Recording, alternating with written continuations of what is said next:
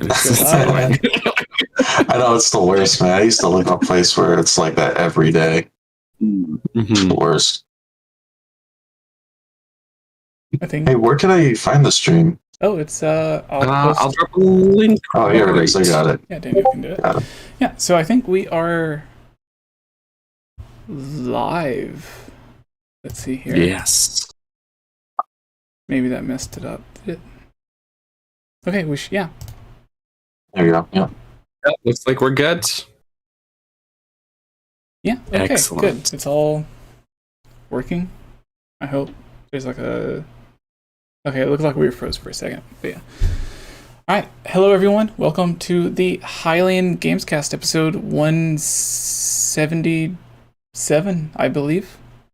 Today we're going to be talking about a new, sort of new, Zelda project from one of our longtime friends, Tomoya, who has his YouTube channel and team that helps him on some of his projects called Artake Games. Why don't you go ahead and introduce yourself for those who may not know who you are? Yes, my name is Tomoya. That's my note. Excuse me. I make video games. I started a project back in the day called the Zelda Twilight Princess UHD to recreate Twilight Princess. Very ambitious. And here I am now, I suppose. I'm very happy to be here as well. So thank you for having me. Oh yeah, you're welcome. I think it's the first time that we've actually had you on. We've had some other people that have worked on various different projects, and I think I've known you the longest, and for some reason this is the first time that we've been able to have you on, so I'm excited for it. And of course, we have 𝗵𝗃𝗃𝗀𝗃 here, Daniel. Well, I think we might have had him on a video because we like covered the Twilight Princess project that you were working on back in the day. Yes. Jesse, you posted like a lot of footage of that. So it's honestly been years. I think that was probably 2018, 2019 or something. It would actually be 2020. Oh, might have been. Okay. Yeah. It wasn't that long. I'm not sure. I have the memory of a goldfish, apparently. So, unless it's Zelda trivia related, then that's the only thing I retain, apparently. Whoa, actually, I'm thinking back. I think I've known Tomoya longer than I've known you, Daniel. Oh, really? Oh, no. I remember whenever you were first working on the Twilight Princess HD project, and you ended up having ideas and a team working on that around the time that Twilight Princess HD, the official one from Nintendo, was actually announced. Yes. Oh, yeah. So, man, I've been out forever then. I think it was like 2016, yeah, like Dan said. So, yeah, it's been forever. It's crazy. Long time. Yeah. In an alternate timeline, this would have been the Jesse and Tomoya podcast. Yeah, we just have to figure out a way to tunnel through the multiverse for that. Yeah. We'll get into his history with the Zelda projects. I know it went from like Twilight Princess HD to a Twilight Princess 2 project or something based off of Twilight Princess, but more in line with like a mix of Twilight Princess and Breath of the Wild's more open format or something like that. And then there's a few different processes, or not processes, but I don't really know. I guess that's why we're going to have to get you to explain it, because I don't know if I would call it new projects or new versions of it, but I know there's been different things that you've been working on, and the most recent one's the Halloween project, which we'll get into here in just a second. And yeah, I guess we'll start off with the news. Daniel, do you want to start off with the 𝗏𝗏𝗃𝗏𝗃 voice actor for Tears of the Kingdom? Oh, yes. Okay, hang on. Let me just open the article up. This is an article from Nintendo Life, but I've seen a lot of other people covering this as well. Even our friend Nintendo Prime had this in a recent Prime 5 video he did with 5 news stories. But The headline from Nintendo Life is Rivali voice actor, who's Sean Chiplock we've had on the channel before, has no idea if his character will appear in Tears of the Kingdom. And they go on to say, quoting him from a recent interview, Tears of the Kingdom is fast approaching its release date of March 12th, 2023. It'll be here sooner than you think. So it's likely that Nintendo is currently in the final stages of development for the game and ironing out any egregious bugs that might still be lying about. One thing's for certain, however, it's probably safe to assume that all voice acting for the game is now fully wrapped up. And if that's the case, it looks like one key voice actor from Breath of the Wild won't be appearing in the sequel at all. The news comes by way of YouTube channel Kiwi Talks, who, by the way, just as a side note, Kiwi Talks is a great channel. For the size of that channel, the interviews they managed to pull are incredible. Like, they got a lot of ex-retro employees and voice actors, things like that. It's really cool. Anyways, during that, they actually interviewed Sean recently. Chiplock is a prolific actor, as the article says.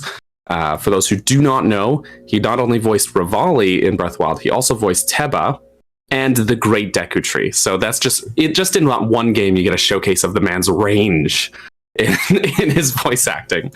But he says in this interview, I never played Breath of the Wild, didn't touch it at all. I bought the Master Edition. I got the ultimate, biggest limited edition version that you could get, and it sat unopened in my room for 2 years before I finally cracked it open to give some of the bonus stuff away to a friend who had better use for them. That's because of the way that I am, with how open-ended Breath of the Wild is, the fact that there's like 120 shrines, most of which you don't even need to do to complete the story. Like, I'm someone who has to dedicate themselves to a game if he wants to finish it. With Breath of the Wild, if I set it down any longer than like 3 days, I would forget about it.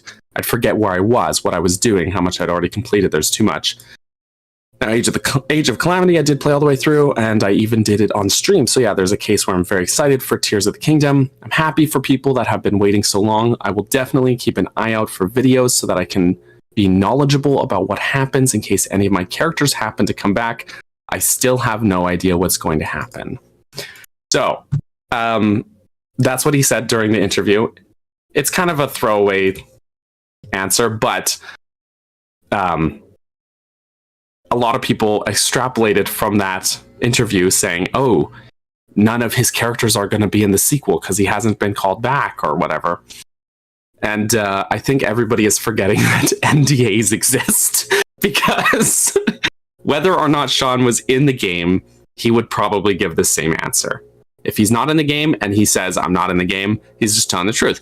But if he is in the game, he is under NDA, and he's going to say something pretty much exactly like this and say, I don't know anything about it.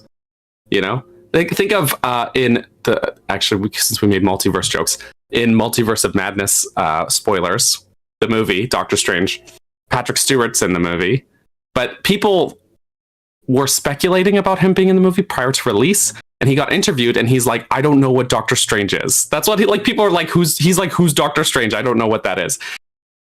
NDAs exist. Voice actors will play dumb. Anyone who's working on this game is going to play dumb or be ignorant. Otherwise, they're going to be fired. So, of course, he's going to give an answer like this. This is not a news story. That's the gist of it. And everyone's jumping on this.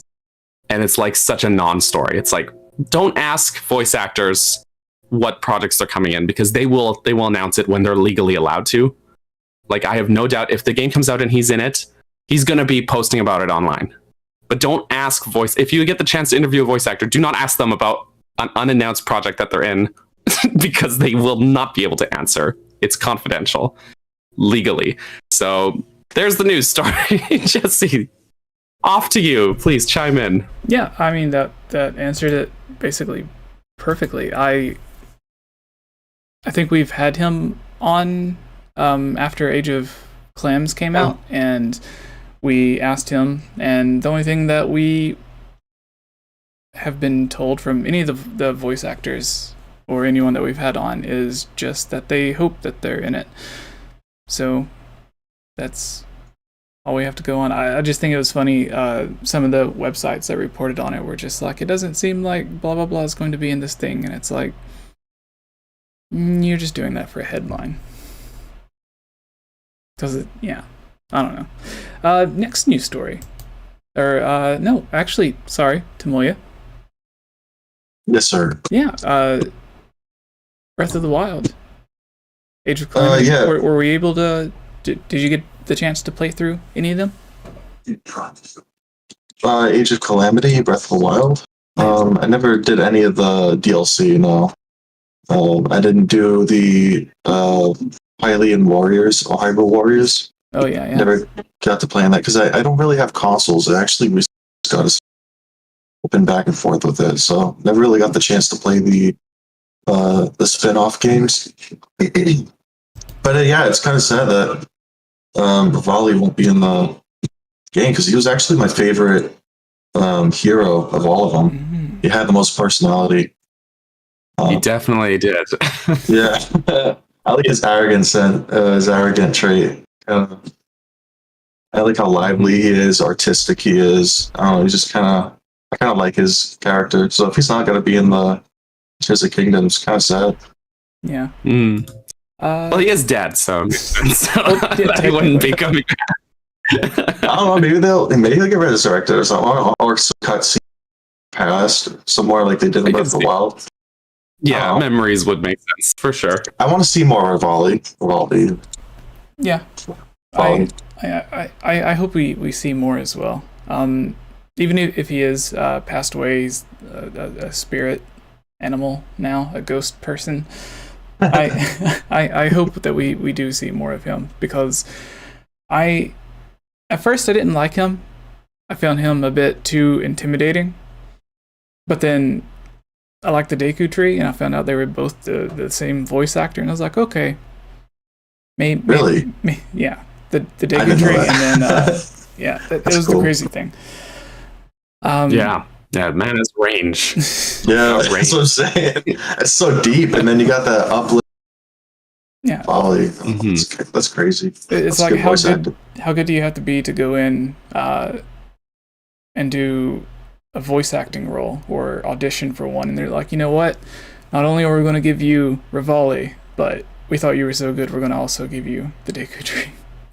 Yeah. Well, I remember when we had him on the podcast, and then we asked him kind of about that process, the auditioning process, and he basically said that he went in to audition for 𝗵𝗃, and then while he was there, he was like, "Can I just read for this part as well, like just to try it?" And they're like, "No, it's fine. No, like they just assumed he wouldn't be able to do it."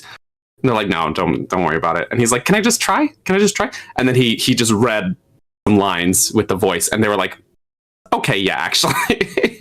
That's pretty impressive. That was very unexpected. Yeah. This is sad, but I don't even remember that. You know what, Jesse? I think that was the week that you weren't here, and we had Amanda from Zelda Universe on. Yeah, Amanda stole my place. But it was a great story. It was a great story. All right. The next bit of news that we have on here is Nintendo is merging all of its European subsidiaries into one big organization. All of these news stories actually come from Nintendo Life, because I was kind of lazy, and instead of diversifying all the news stories, I just gathered them all from one place. And Nintendo Life had a bunch of everything that I was already looking for, so I just got it from there. But it's as part of the latest financial report, Nintendo has announced that it will be merging its European subsidiary companies, including Nintendo France (SARL), Nintendo Benelux (BV), and Nintendo Iberica (SA), into one organization under the title Nintendo of Europe (SE). Currently, these subsidiaries, in addition to the existing Nintendo of Europe located in Frankfurt, Germany, operate their business tailored to each country. Nintendo states that the merger will allow for an improvement in business efficiency and acceleration in decision making. Nintendo of Europe will remain the existing company, while the subsidiaries in France, Benelux, and Iberica, again, I apologize if I'm mispronouncing those, will effectively cease to exist as singular entities. The company also states that the business of the three merged companies will continue to each of the newly established branches.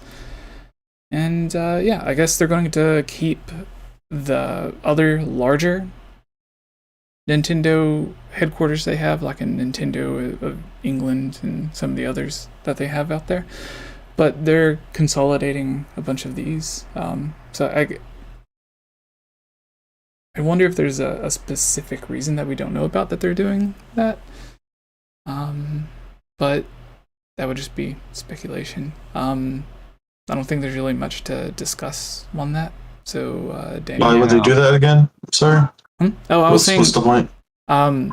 Just to make, they say to make decision making faster.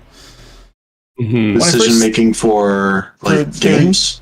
For the marketing, mostly I would imagine like shipping out and manufacturing and just getting the games and stuff out faster. Yeah. I mean, Nintendo of America did a similar thing recently where they closed a bunch of offices that were scattered around the states and just consolidated everything up to the Redmond office in Washington State.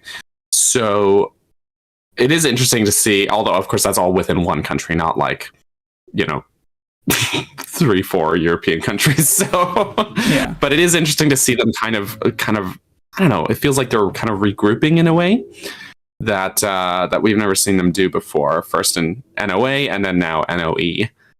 So yeah, it is interesting, like to see this trend.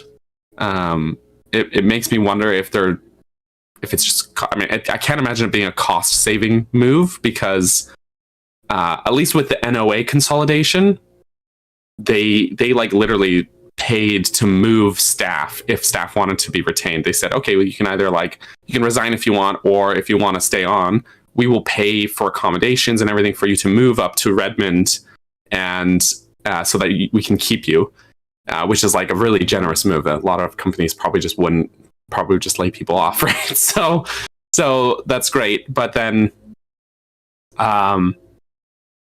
Switch is also selling like hotcakes. They're having no shortage of software or hardware sales. So I can't imagine this being a cost-saving move. It has to be something more strategic. That's my assumption. I'm not like a business major or anything, but like, wait, what way do you think? Like, how would it be strategic? Well, if you move everybody to one place, then it's just easier to communicate what your plans are, or like to organize people for whatever projects you're doing, rather than trying to communicate across different offices, right? Exactly. That's like all I got, really. Again, I'm not a businessman, just a guy that makes Zelda videos. So, but I'm just spitballing here. But it's becoming a pattern between it happening in North America and then now in Europe. So yeah, it makes more sense to have everybody just easier to maintain or manage. Because it's like all in Europe only, right? So instead of having all those countries in Europe, like all the marketing offices, they just kind of combine it into one. Yeah, I mean, it kind of makes sense for me. It does. Yeah, no, totally. Because Europe is kind of like the United States in a way, right? It's all kind of like a union. Yes, there is the European Union over there, and honestly, I thought they would do something like this a few years ago, but for a different reason. I don't really want to go into it right now, but it had something to do with one of the countries had a lot of bad PR for the president of Nintendo in that country, and then there's other things going on now that I thought they would end up just consolidating all of this a lot sooner, like years ago. But apparently this is seems to be the start of that, or it could just be like it could be something as simple as just in those specific countries, or some of the specific countries, it doesn't make as much sense to have someone as high up on the payroll as like the president of Nintendo, like how we have president of Nintendo of America or whatever, and just having all the different countries and paying everyone the high salaries that they may not be able to make back up in profit in those countries. It could be something simple as that, but who really knows what's going on? I know there are a lot of countries in Europe that are smaller than like some of the states here in the United States, like Texas or California. Some countries are a lot smaller, so it could just be, I don't know, saving money. Yeah, basically. But I couldn't find the exact numbers, but apparently there was Nintendo during the same financial meeting had posted something with, again, I don't know what the numbers is. I could look them up here in a second to see if they're posted now, but there was like almost record profits or something like that they had made over this last financial year, or at least compared to what they thought they were going to be making. But, yeah. And what length though? Within 2 years, last 4 years, or like a comparison the to profits what? would be like the past financial quarter, so the past 3-4 months. Wow. Maybe that So do you think Nintendo's doing better than before? Because I think I was hearing like they were doing before at one point, like with the finances, or was that Sony? I forgot which. Well, I mean, I guess it depends how far back. Like the Wii U days, there was some struggles there because the Wii U was just selling so poorly, right? Right. But since Switch launched, they've been doing just fine. Yeah. So Okay. yeah, just with how well the Switch has sold, not just on the hardware but also the software side. Everything, put any game on Switch, it seems to sell really well. So yeah. So this article doesn't give exact numbers, but it says the Nintendo earnings results tomorrow could see a 20% rise in net profit. Is that like worldwide? That's crazy. Yeah, that'd be worldwide. A 20% rise, which they've closed down. I think they've closed down, or they've halted a lot of the businesses that they've done in Russia. And there's lots of people in Russia that still play Nintendo games. So the fact that country wouldn't be part of this and they're still making a record profit is a bit. And Nintendo closed sales in Russia. Yeah, as part of I didn't know the sanctions, as a lot of the other countries have also done. This says Switch sales as a shortage of semiconductors hindered production. First quarter Switch console sales fell 23% from a year earlier to 3.43 million units. Investors are focusing on any signs of strength in console sales on the back of the blockbuster action shooting game Splatoon 3 and ahead of the holiday shopping season outlook. Nintendo in August projected revenue to fall 5.6% to 1.6 trillion yen. I think that's what the Y stands for. And net profit to drop 29% to 340 billion yen for the fiscal year ending March 2023. Investors are focusing on any changes to the financial guidance that management may make. Margin increased costs of parts and higher sales and administrative expenses helped lower operating profit margin to 33.1% in its first quarter from 37.1% a year earlier. Investors are focusing on any improvement in profitability as the company focuses on digital sales. So despite the parts for the consoles getting more expensive and everything that's going on, the article states that the investors are expecting a 20% rise in profit despite costs of production being more expensive. And how do they mitigate that as well? Because like, isn't there a chip shortage still? Yeah, I think it's still going on. How are they able to maintain? I don't know. That's crazy. It's the crazy. Yeah, that's the. It could be. Maybe it just doesn't go past the margins that they're making, so they can afford to do it. Yeah, it could be like where. It's also older hardware as well. Yeah, coming up off of the older, or not the older, but the last couple of financial reports where I would assume that production dropped down a lot because there was a while where you couldn't really find a Nintendo Switch in stock for a while because all the factories that were actually producing the Nintendo Switches, I guess, were closed down, so they couldn't work to produce them, so sales probably dropped, and now where everything's kind of opened back up again, they're able to make more, so maybe they just didn't have high expectations for the amount they would be able to sell compared to what they were spending on the production cost, but now that they're able to make more, people are actually buying more. And Splatoon 3, even though it's a new series, it is a really popular series. And there's a lot of people that are probably buying Nintendo's Live or Nintendo's online service specifically for Splatoon 3. Yeah, that actually kind of makes sense because Nintendo make the games kind of offset the cost of the console, so I guess they can afford it. Yeah. Splatoon is selling roughly 8 million, says Keeper. That is nuts. Is that 8 million profit or is that 8 million copies? I think that would be 8 million copies. Yeah. Wow.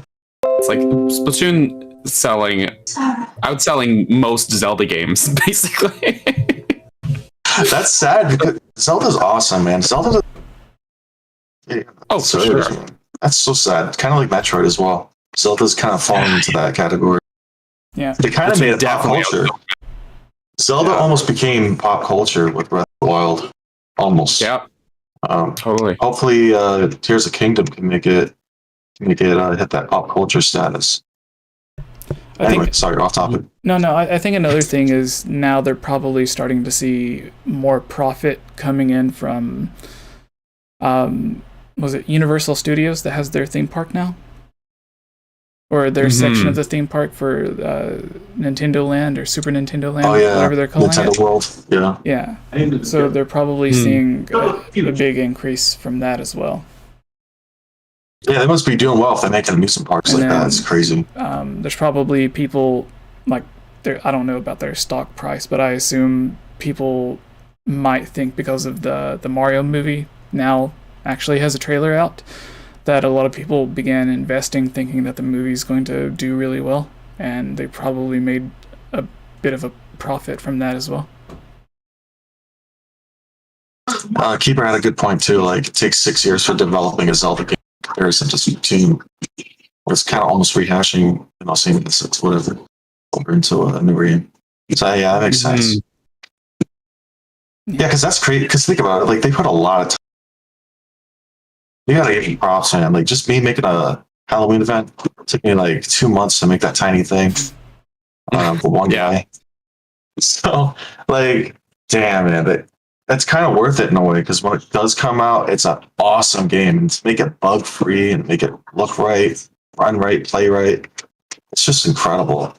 It's like when it does come out, it's like a big appreciation of the art of the creation of everything. Still, I don't think it just gets the amount of love that it deserves. You think about it, again, like 6 years, it kind of just. How many copies did Breath of the Wild sell? Do you guys know? It's like 20. I think it was upwards of 20 million, so it sold very well. Like, it was like 21 or 22 million. Yeah. Okay. Just conversation that just like 4 times as much as the second best selling Zelda game. Yeah. Yeah. Let's see. Just according to Google, I just put in Google Breath of the Wild sales numbers.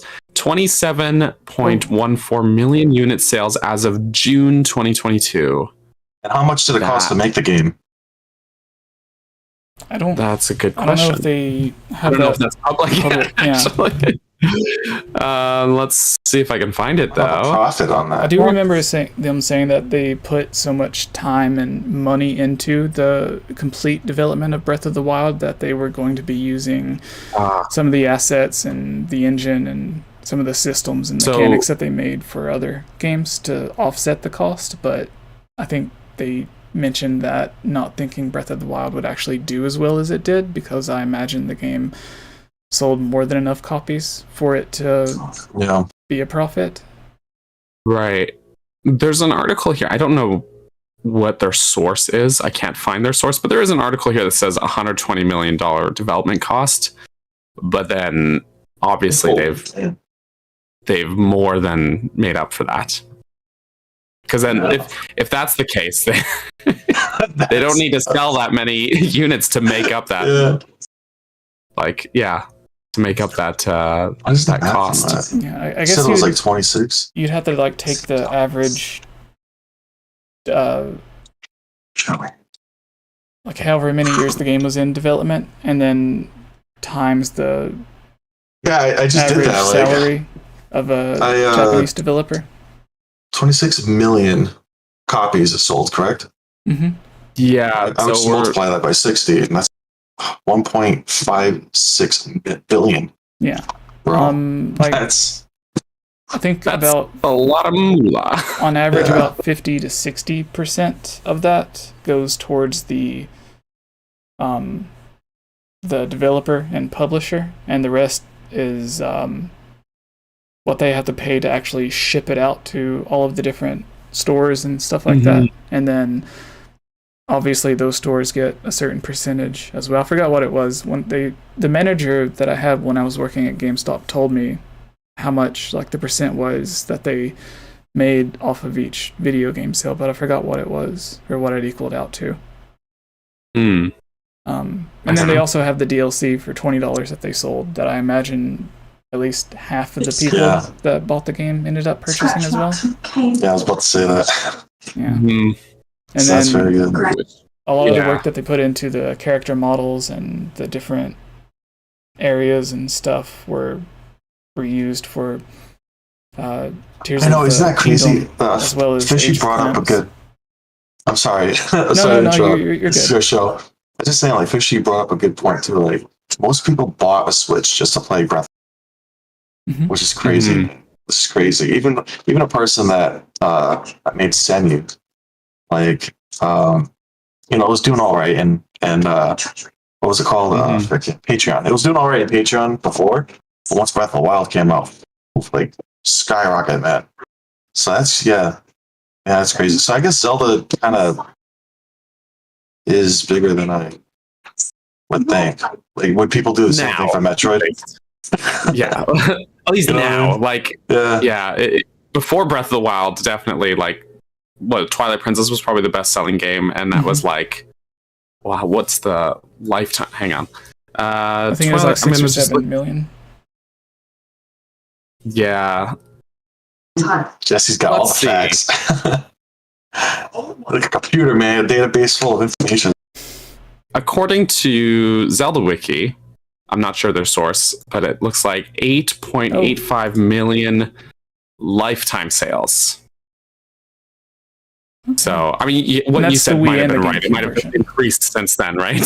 So, but like, less than half of, like, more like a third of Breath of the Wild's sales. And that's like the next best selling Zelda game. So, that's a huge gap. That's a huge disparity. Yeah, man.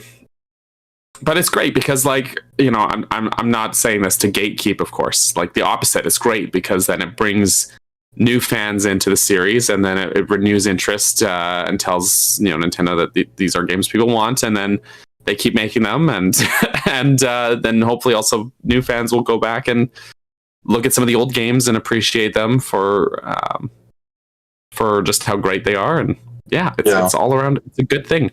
It's a good thing. How do you think that impacts future Zelda games, though? Like, if you get all these new fans, because obviously a lot of new players that got into Zelda because of Breath of the Wild. How do you think that impacts like upcoming Zelda games? Because think about it, Breath of the Wild isn't your traditional Zelda game, right? So if this one was successful and Nintendo sees that, is it like the new formula for Zelda? Is Breath of the Wild going to be the new? I think so. Honestly, I think that is going to be sort of the baseline, but I know that, and we've talked about this before, that Nintendo's very keen on feedback about their games, right? Like Breath of the Wild's entire open world system was built because they got so much feedback about Skyward Sword being too linear. So they were like, okay, well, we'll do the opposite, basically. And then after Breath of the Wild, everyone loved it. But then the one complaint people, well, maybe not the one, but one big complaint people constantly air about the game is they're like, well, this is great, but we miss the dungeons of previous games, right? So it makes me think that they're going to, again, implement the feedback, and they're going to find with Tears of the Kingdom a nice middle ground between those things, right? Hopefully 120 shrines is a lot. 136 shrines if you count the DLC. It's a lot of shrines. So like I would take like 9 dungeons over that. So yeah, we'll see. Yeah. But I do think I think 𝗷𝗵𝗲 said that like he really liked how open the game was, and that he wants to continue making games as free form as Breath of the Wild. So How does that affect like the more puzzle linear aspect of a Zelda game, traditional Zelda game? we'll see.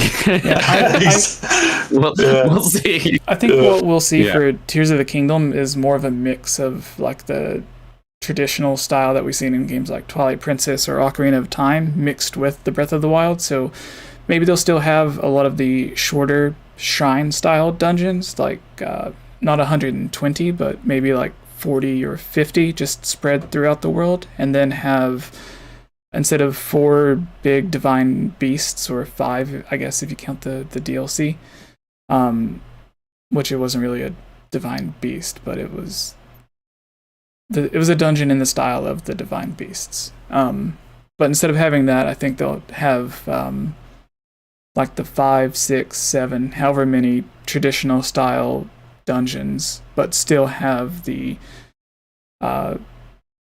pick up and go aspect of the shrine-like dungeons, and just like hidden throughout the overworld or in the sky or wherever. And that way, instead of spending twice as much time working on over 100 different mini dungeons, which, aside from the aesthetic, a lot of them were, not a lot of them, but there were some that were around the same length as some of the shorter traditional dungeons.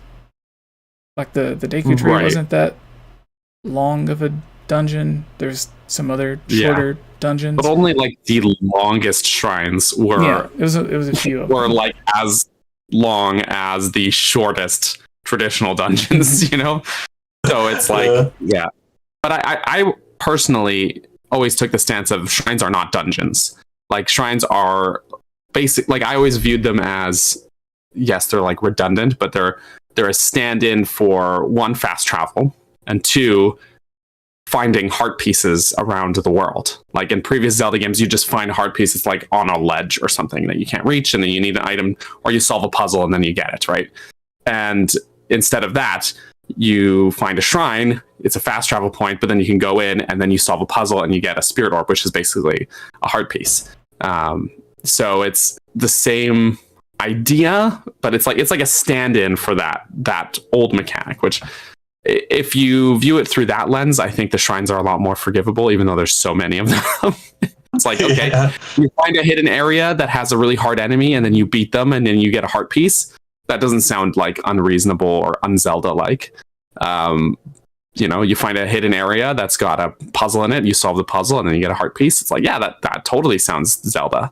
Except now that hidden area is a shrine, that's a fast travel point, and then you can actually choose whether it's a heart piece or an upgrade to stamina. So yeah, and then the divine beasts are like kind of what I view as like the dungeons.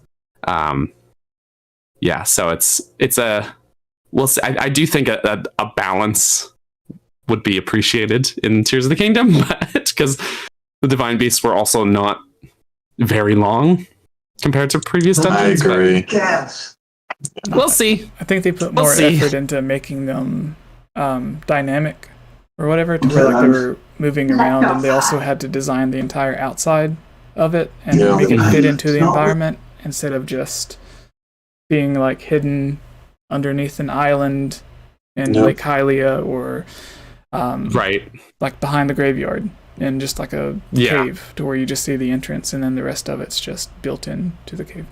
I always seen the shrines as like in Twilight Princess, I forgot which bridge it is, but there's one of the little, I call it a mini dungeon. It's like a little cave thing that you can go into, and then you have to like drop off of like the little edge cliff thing, and there's lava at the bottom, but if you put on the iron boots, it'll make you, there's the magnets. Yeah, you'll fall into that magnet like thing, and then you can get one of the hearts. Yeah. Like where you just go in, there's like 2 rooms or something that you have to do, and then a couple of puzzles, maybe a couple of enemies, and then you can just finish the shrine, or in that case of Twilight Princess, you can finish the mini dungeon in like 2-3 minutes and then be on your way with the heart piece, or in this case, spirit orb. I have a very unpopular opinion about Tears All right. of the Kingdom. We love a spicy hot take. What do you guys think of crafting? I think there needs to be crafting. Yeah. So have you, or do you know of the mod for Breath of the Wild called Second Wind? Yes, I love it. Second Wind introduces to a small degree, but introduces some crafting, like the ability to craft arrows and stuff. And it's a perfect fit for Breath of the Wild because you spend so much time in Breath of the Wild, or at least I do, finding stuff that you can't really gathering materials, and then it's like, okay, I've got 900 apples in my pocket, and what am I going to use them for other than just like eating at rapid fire? So it's like it's a perfect fit for the game, and it almost feels like they were gonna put it in Breath of the Wild, but wanted to maybe simplify the gameplay a little more by not having as complicated mechanic. But then it's like, well, like I don't feel like introducing crafting would alienate any of your audience, because like, what's the best-selling video game of all time? Minecraft, which is all about mining and crafting, as the name implies. Exactly. I was going to say that. It's a very popular thing. Totally, and it's easy to understand in that game, and like little kids can pick it up and like learn it easily because it's easy to understand. And I'm not saying to use exactly Minecraft's version of crafting, but like even Pokemon Legends Arceus, which came out this year, had crafting in it, and even crafting in bulk, which was great. So they'd be like, okay, you're gonna craft Pokeballs, and then it's like, okay, but I'm gonna craft like 100 of them, and then as long as you have the materials, you can just do that, and it's like boop, boop, boop, little thing, and it's done. So it's like it totally would work in Breath of the Wild. Really. I would love to see it. I would love to, especially, I'm not saying craft weapons necessarily, but maybe use materials to repair some of the durability of weapons, or craft arrows, enchanting something. I mean, the cooking is basically like a crafting mechanic already, right? So just expand on that. Yes, and you're good. Yeah, totally. I would also like to see if crafting could somehow be implemented to make puzzles. That would be kind of interesting. Like somehow crafting some items that's required. Like you get certain materials in the room, and you have to somehow like make something in that room that solves the puzzle. That would be kind of cool. Like Nintendo's got to get onto some stuff like that. Yeah, they have those systems in there. Like you can kind of already do it with making. You put the what is it, the coal or whatever it is, the flint, and then you put it on top of the bundle. Yeah, that was a big thing. Yeah, like you could do some stuff like that. Just saying.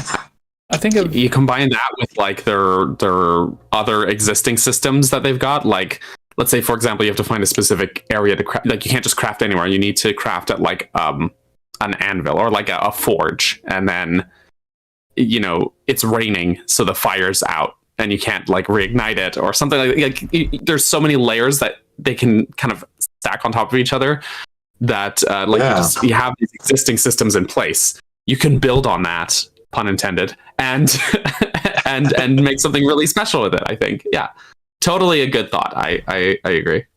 Sorry, Jesse, you were about to say something. I was going to say it makes me kind of think of Skyward Sword had a very limited version of crafting where you could go to the bazaar and use things that you found to upgrade your items. You could upgrade each of your items like 2 times. So like the slingshot, you could shoot 2 Deku seeds or whatever Skyward Sword called them, or you could shoot 3 or upgrade your arrows and everything.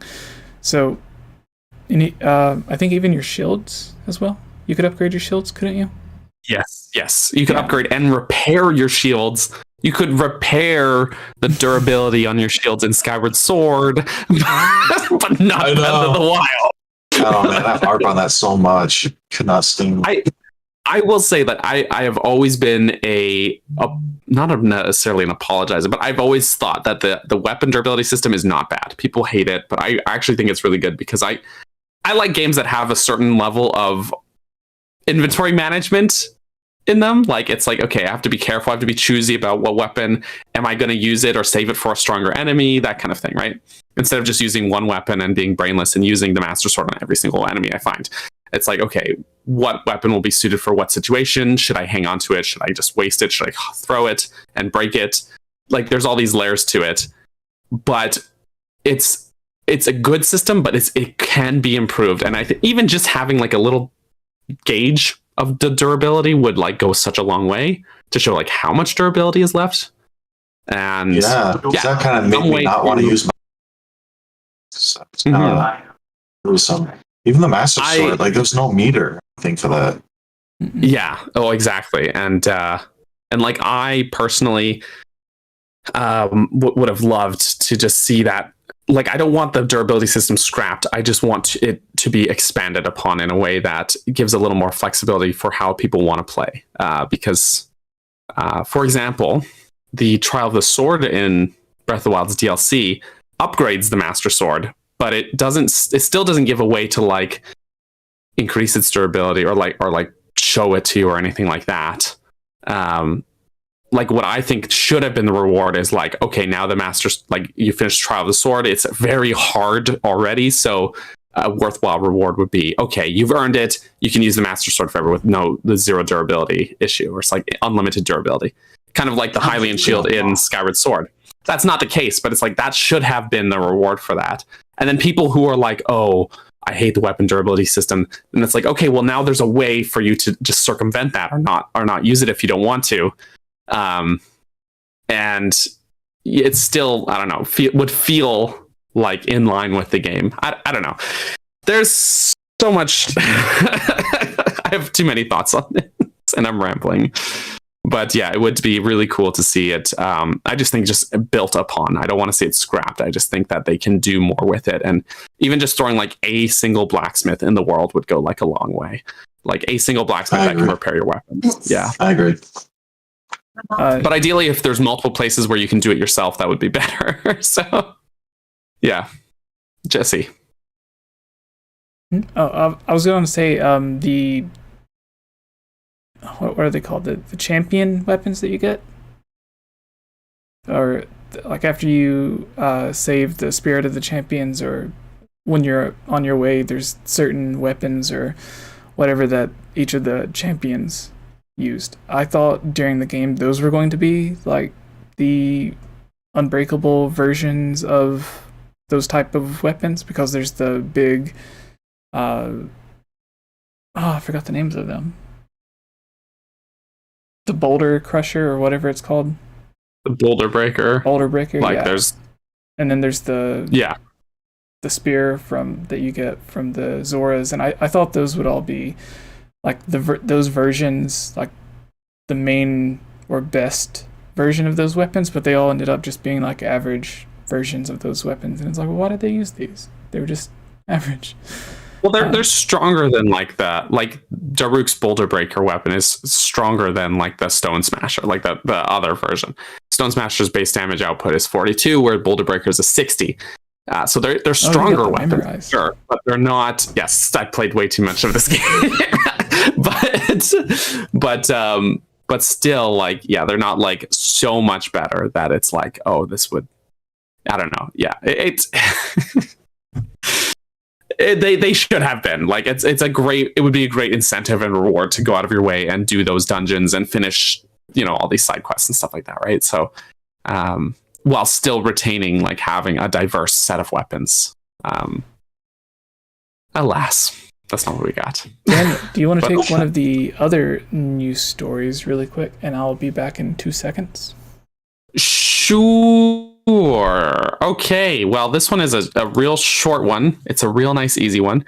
Again, from Nintendo Life, since Jesse just pulled everything from Nintendo Life. But PSA, tread carefully. Pokemon Scarlet and Violet leaks are out in the wild, as it seems to happen with every single Pokemon game that comes out in recent years. So we're very close to Pokemon Scarlet and Violet's release, which is like in 10 days from now, actually. So it comes out very soon. Predictably, certain game spoiling leaks have started to appear online. The specific leak appears to have stemmed from someone managing to get their hands on a copy of the game prior to its official release date, though it's unclear as to whether this has been a product of retailers missing the mark, or if the game has been attained through other, maybe more illegal means. This has resulted in a whole host of spoiler-filled content being posted on Twitter and online elsewhere, detailing never revealed features. All this is to say, if you're keen to go into Scarlet and Violet blind, as completely fresh, knowing very little, we recommend being careful on all social medias, be it through muting keywords, unfollowing certain accounts, whatever you need to do to match the real-life equivalent of a repel item, you should do so now. Spoilers follow the already expansive list of official Scarlet and Violet content reveals that are being brought to us in the run-up to the game's release, be it from official or unofficial sources. Dodging spoilers at the moment is harder than walking along Route 3 without locking eye contact with another trainer. Of course, it's just the latest in a long line of high-profile releases to have content leaked prior to release, since we were just dodging Splatoon 3 spoilers back in September. And just last week, we learned about Sonic Frontiers content popping up all over the place as well. So yes, that's the article. You all know the drill. Pokemon spoilers, mute whatever you gotta mute. Keep yourselves blind if you want to, or just dive in and read it if you don't care or you want to. You know, if you're curious, you live your life. But for those that want to avoid spoilers, you have been warned. We won't talk spoilers on this podcast, of course, but because we try and avoid spoilers as much as we can. But yeah, now you know. This seems to happen with every Pokemon game as of late, though. I think since like Sun and Moon in like 2016, 2015, they've come up with like a new Pokemon every game or every year, and it's just like every time it's like a few weeks before release, the whole game leaks online or something. It's ridiculous. It's ridiculous. Jeez. Is Pokemon more prone to leaks or something? I have no experience or background. It seems that way, though. Yeah, it seems that something about Pokemon, maybe it's just Pokemon's broad appeal, puts it in more in the crosshairs, but it seems like every single Pokemon game in the last like decade, it seems to just leak. Like the whole game leaks online. It's ridiculous. It's wild. And not to, like, it doesn't seem to damage their sales at all. So maybe they just don't care about preventing it because they're like, well, the game's gonna sell millions of copies anyways. But yeah, exactly. I don't know. Pokemon, what was it called? Pokemon Go was crazy sales when it first came out. Not sure if any of that was leaked. Pokemon Go was like the mobile game, you mean, right? Yeah. Yeah, that was like almost like a cultural phenomenon more than a game. Yeah, it was. It was. It was like an event. It was a happening in the world. Yeah, it's wild. Jesse, we're just talking about Pokemon spoilers. Yeah. Or about avoiding them. Yeah, I don't think the article, it didn't mention the actual No, which is good. Okay, yeah. Yeah, it doesn't mention what the spoilers are, just that they're out there and to, as a warning, to avoid them. Mm-hmm. Okay. There's another Pokemon story that a Pokemon dev, or no, sorry, what's the full story? Yeah, a Pokemon dev job listing references R&D for next generation Nintendo hardware. And the article says, It seems the Pokemon developer creatures could already, I guess it's a typo, could already be looking toward the future of the long-running series. A new job listing at the Japanese company for a 3D CG modeler references research and development for other next-generation hardware. The same application also mentions the use of Unity and Unreal Engine for project development. Creatures Inc. is one of the major... Yeah, it just goes on talking about that. And... Yeah, so Unreal Engine or Unity, which... If it was for Switch, I would imagine they would go with Unity, since a bunch of the Nintendo people made the complaint about Unreal Engine and how it was working with Link's Awakening and the Switch. Link's Awakening is an Unreal. Yeah. Yeah, apparently there was the Switch remake, yes. Yeah, from Grezzo. Wow, that's incredible. I didn't know that. So that's awesome. There's an odd, not really odd, there's a story where when Grezzo was hiring for development of the game to first start, they posted this same thing. We're hiring for people knowledgeable in Unity or Unreal Engine 4. Was it 4? Mm-hmm.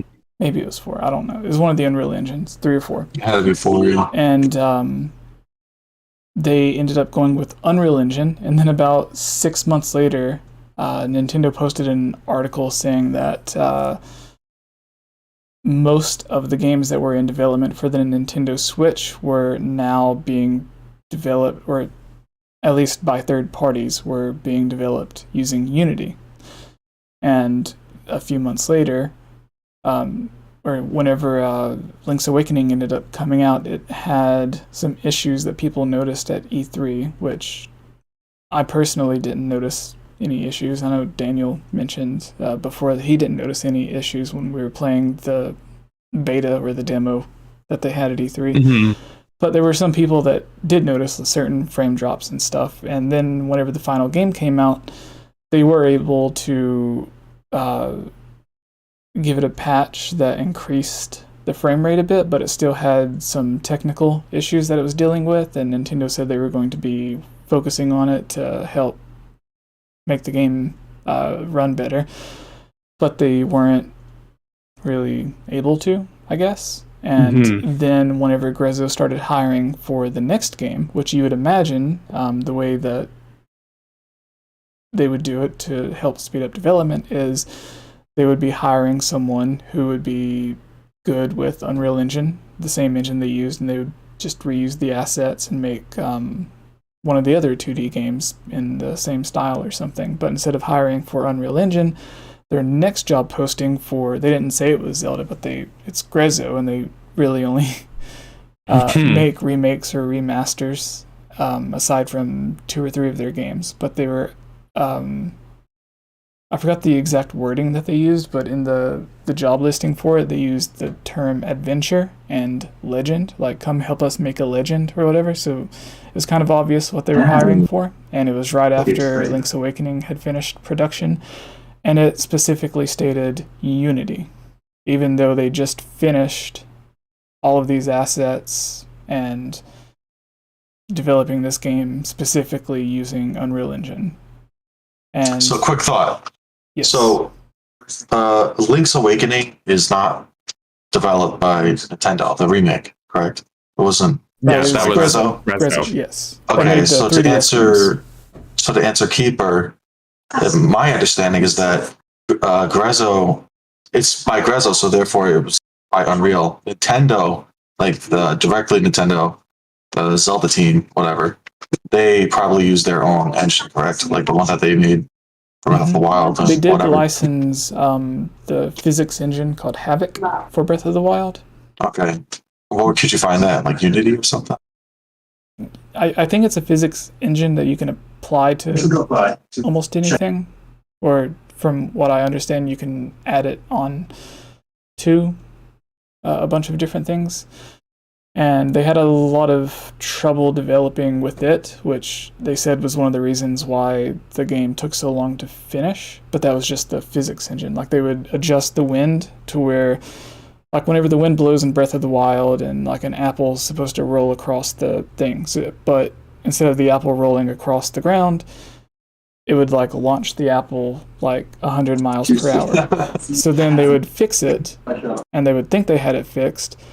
But then like a boulder that's supposed to roll down a hill using the same physics engine, now the boulder would end up flying 100 miles per hour. So they'd have to go in and like fix everything over and over and over again. And every time they said that they would fix one thing, they would find something else eventually that was messed up because of that fix. So then they had to find a way to code the game so that their original problem was still fixed, but then the new problem would also stay fixed. And that was one of the reasons why they ended up delaying the game 1 out of the 2 or 3 times that it was delayed.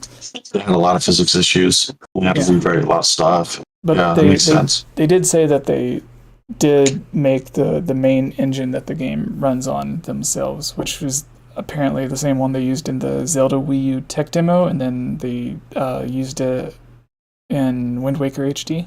And then again with Breath of the Wild, a more advanced version of it. Which makes me sad they didn't use the engine or let Tantalus use the engine for Twilight Princess HD. Because they could have made Tantalus used the new HD. What did they do for that? What did Tantalus do for Twilight Princess HD? They originally set out to. They said they made like new character models, basically remade a bunch of new assets. And Nintendo was like, no, we want this to come out by this day, and we don't want to put that much money into it. So just do what you can with what's there. And they basically just redid the lighting and the textures. And there's one interview where the CEO or the president, whatever he is, of Tantalus said that they wanted to like include new dungeons and areas and stuff like that. But Nintendo was like, no. And then they had to basically beg them just to let them include the little bonus dungeon that they did, because Nintendo didn't want them to end up not being able to make their deadline. Yeah. So they were like... Sounds like Nintendo has better plans for Twilight. Yeah, maybe. I kind of think that's... just giving a short end of the... Or Twilight Princess. Well, Twilight Princess was, I think, the first remaster, because they also said that they had to beg Nintendo to give them the chance to do it, so maybe it was just Nintendo didn't think that they would be capable of making a quality dungeon or something. Yeah. Maybe. Or they were really set on the deadline. With Tantalus wanting to add more to Twilight Princess, but then when Tantalus did Skyward Sword HD, they actually... more so ended up like trimming stuff out of the game. Are you kidding me? So Tantalus did Skyward. But yeah, they did Skyward Sword. They did Skyward Sword HD. But to clarify, like the stuff they trimmed out was mostly like skipping tutorial stuff that was like super redundant in the original game, you know?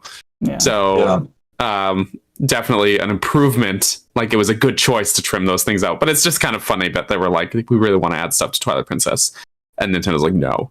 And so then they give them Skyward Sword, and they just like trim a bunch of stuff out of, particularly the early game. It's just there's a touch of irony to be had there. So yeah, I don't know if it's where Nintendo's every time Nintendo tries to make a Zelda game, and they're like, this is going to come out on like this year on this date or whatever, and then they end up delaying it 2 or 3 times, and they just thought, well, this team's never worked on a Zelda game before, so they'll definitely end up delaying it, since we actually have experience with Zelda, and we still have to delay it.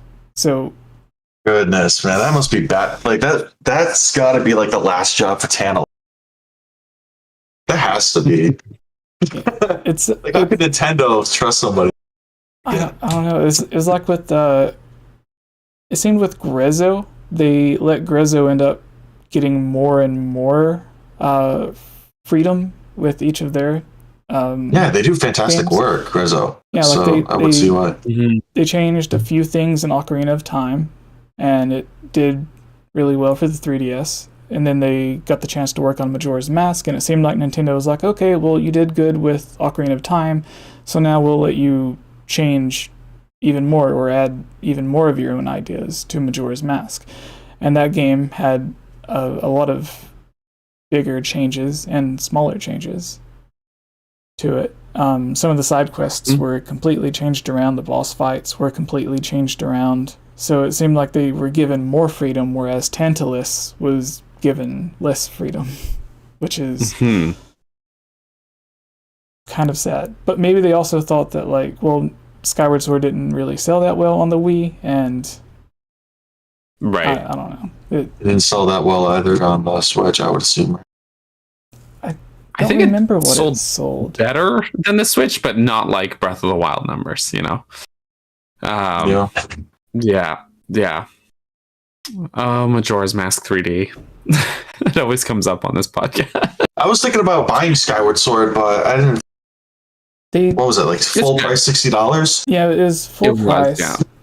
Like I was like, I mean, I gave up like 30 minutes into Skyward Sword and first try on the Wii, and doing it again $60. Yeah, they did the thing for Skyward Sword. Oh, sorry, Daniel. Oh, sorry. I was saying like the Switch version is leagues better than the Wii version. Like there's that first like 30 minutes on the Wii is like tedium. Like it's just like, okay, you're doing your chores and you're going through all this like back and forth stuff. It's very annoying. it's hard to get through the first like couple hours of Skyward Sword. But everything is like so streamlined in the HD version. It's a huge improvement in every way. And there's so much tutorial stuff you can just choose to skip.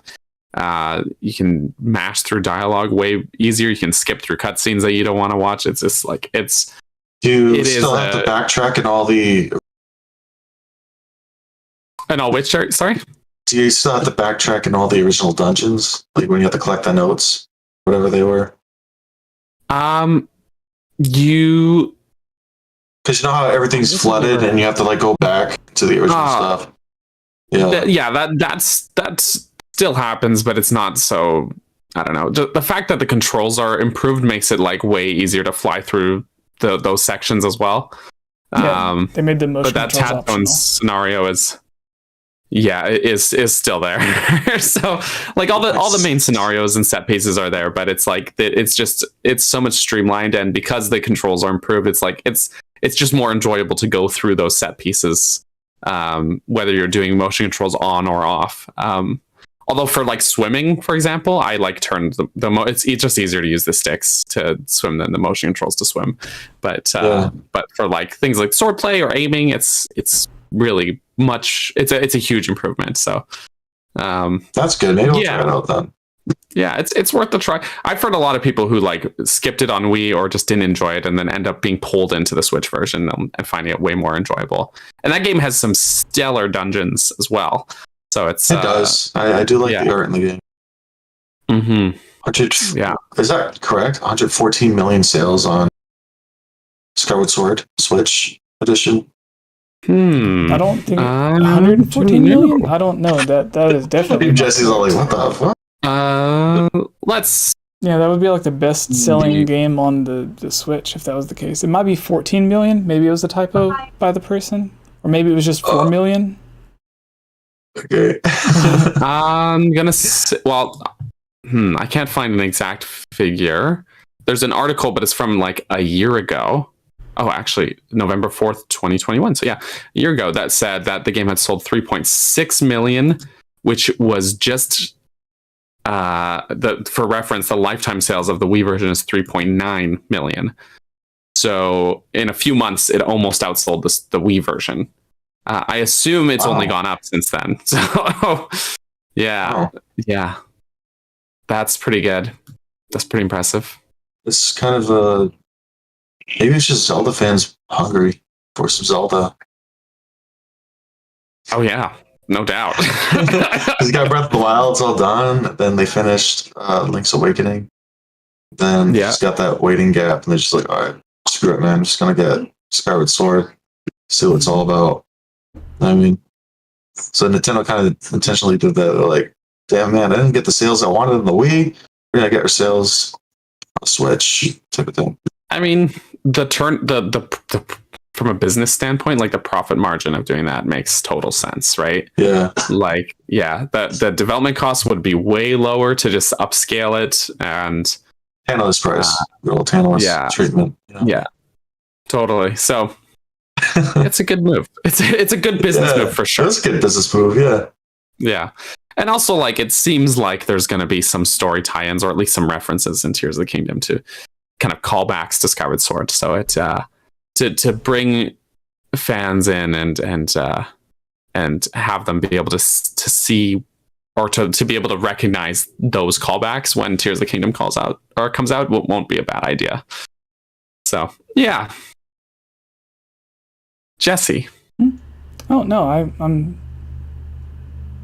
I didn't say what I was going to say about it. I was just letting you guys finish up. But what do you guys think of the 𝗍𝗵𝗲? He's saying, what do you think of the? Because Link has that thing on his arm now, right? In Tears of the Kingdom. Oh, do you think that's going to have any like capabilities to like morph his arm into different tools or anything? That's what he's asking. That is something that was in some of the concept art from the original Breath of the Wild, which they ended up using a lot of this beta stuff or things that they had as concepts for the game. Some of it ended up in the DLC that didn't make it into the actual game, and some of it we've seen in Tears of the Kingdom trailers. Yeah. So I think it's a possibility, but I think they went in a bit of a different direction with that. Like, I think still have the Sheikah slate? He does not. No, think so, no. Zelda has it back now. So do you think it's his arm is like the Sheikah slate? Yeah, instead of using runes in the Sheikah slate for ability, which is what Breath of the Wild called them, which was the different runes that you used, I think Tears of the Calamity. This is just my opinion. Tears of the Calamity. Jeez, I can't even think of it. Kingdom? Tears of the Kingdom, Tears of the Calamity, Tears of the Wild. It's all the same. They should have just called it Breath of the Wild too. Because, Tears of the Kingdom. I think, so we see like the green magic abilities that Link has, like swimming through the one thing, the green spirit hand. He's able to like not teleport. It's like he swims through certain objects basically to where he can just like jump through the ceiling and come out on the floor above it, kind of, I guess is the best way to explain it. And then there's the hand that we see, that I assume is able to grab stuff and do some other things, like a weird version of the grappling hook or a hook shot or something. And right. Then we see the golden abilities that he has from the symbol that's actually on his hand, which can reverse time for certain objects.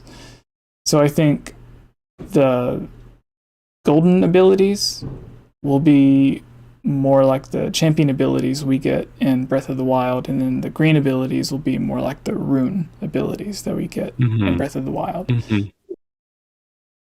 Yeah, I could also see them having the arm transform or like having different abilities and it not necessarily being weapons, but things more like the Sheikah Slate gave you bombs, for example. So like, I'm not saying his arm's going to turn to a bomb, but like it's more like a tool than a weapon in that sense, right? Like like you said, the time reversing mechanic we saw. So just ways to like traverse or solve puzzles or make our way around the world. Then that wouldn't diminish having weaponry found around the world because you would have those two things separate. Yeah, I can see it. Could be cool. Yeah, it's gonna be interesting to play. Can't wait. In the chat, Sean says, Tears of the Kingdom? You mean Skyward Sword 2? Yeah, I might as well be calling it Skyward Sword 2. I get the name wrong every single time. Right. Oh, Tears of Calamity does sound pretty cool. Yeah. I keep saying Breath of the Wild 2 still, and I'm like, it's not what it's not what it's called. I always called. There was always this joke that I had on my channel that I started on the podcast, and then Daniel has his own that he does on his live streams as well with Age of Calamity? Yes. I was going to say Age of the Calamity because Tears of the Kingdom and Breath of the Wild. But yeah, Age of Calamity. Where I would always refer to it as Age of Clams, and everyone would complain and be like, it's not called clams. Or they would be like, it sounds like you're saying clams. And I'm like, yes, I am saying clams. That's the joke. And they would always complain about it. But then whenever we would have some of the voice actors on, where I kept on saying Age of Clams and they understood the joke, even though they were on the game, they would sometimes still refer to it as Age of Clams, and I was like, yes, it worked.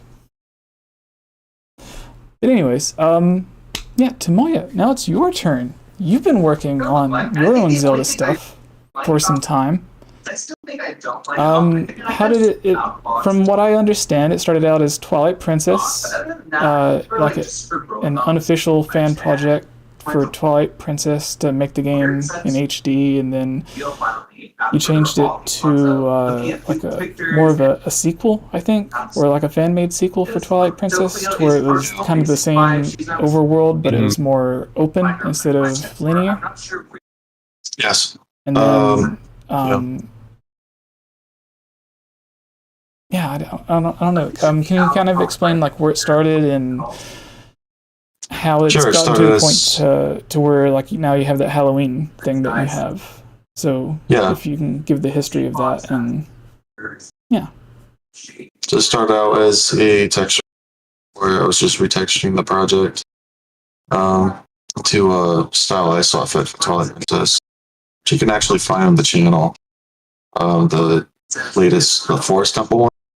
Not sure if you've seen that one yet, but that's pretty much the absolute, like, the brightest vision I can in my eyes. And it fits the polys and everything. Anyway, that's just what I wanted to do. I wanted to retexture it because Nintendo was so ahead of its time when that was released. So it was all like gritty and just, I don't know, I didn't like the style. Anyway. And then I grew a team. It was kind of I don't even know what to style. That's a lot. But yeah, texture project. Then I went to gathering a team to work on a Twilight Princess and Unreal Engine. Unity at first, but then moved to Unreal because it's just easier. So we had some complications and kind of fell apart on the team. And then it just moved on to me alone, just trying to from HD Remake to Part 2 for some reason. I was just the most unexperienced game developer. Different things. I was biting more than I could chew. I was tackling all these different things. Never really finished any of it because I just had these big ambitions. Just kept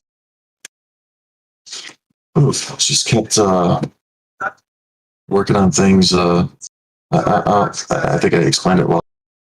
And then I was kind of in this position where I was kind of trapped. The whole thing. Just like going nowhere. Just absolute dog chasing its tail type of thing. And then I was like, okay, I got to step back. I got to like find myself or something. So I was doing other projects to like worry more about finances.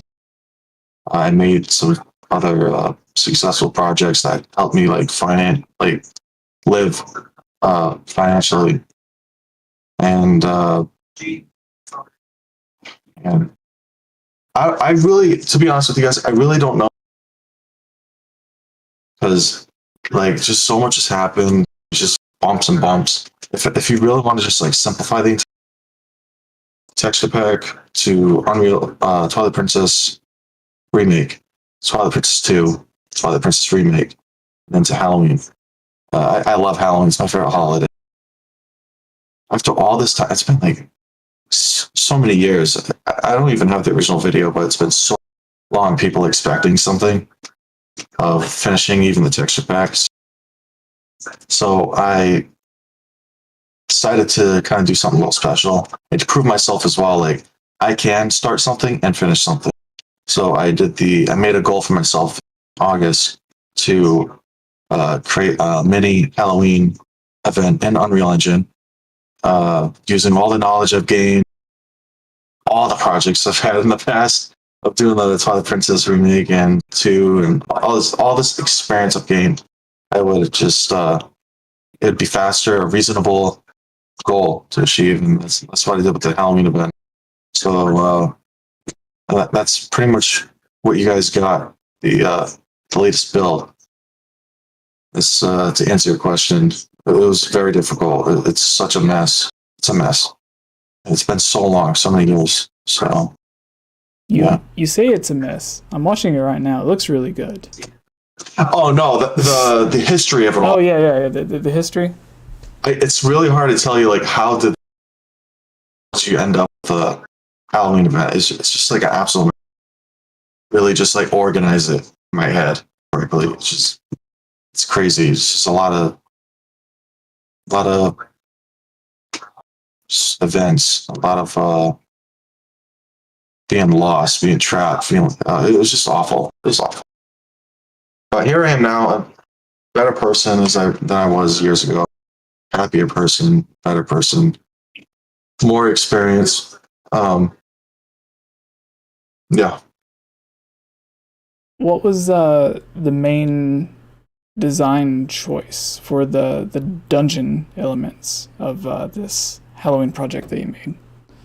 The main design choice. Can you like it looks like some of the, not necessarily the puzzles, but some of the like the layout looks like it is kind of in a Halloween style of the forest temple from Twilight Princess. And then it has a bunch of, like, it's using the, I guess, sort of the layout of the room, or at least the video scene that's playing now. But then you added a bunch of your own stuff to it, like the golden trees, the ocarina statue, or the thing that you read the ocarina notes from. Yeah. And then you have obviously all the pumpkins that explode on their own to like a different type of bomb effect, and just like your own take on the forest temple, I guess is the best way that I could describe it.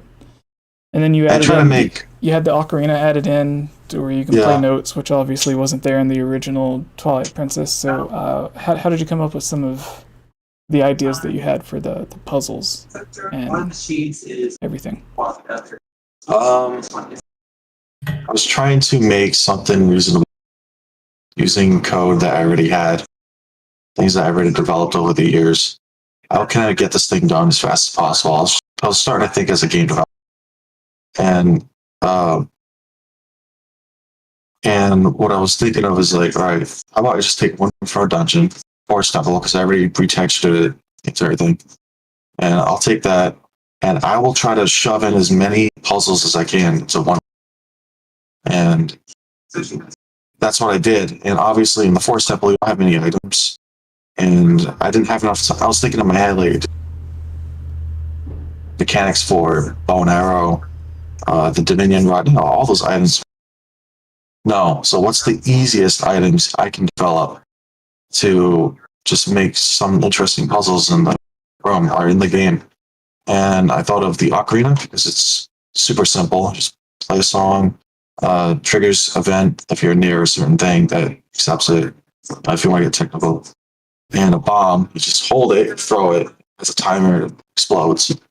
And a master sword, you swing a sword.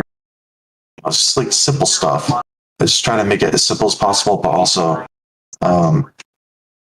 puzzling, hard enough, like kind of something cute, like a cute little secret trick, hidden secret that only Zelda veterans could kind of figure out, because there's some things in this Halloween thing you can only really figure out played previous Zelda games. So I guess that was the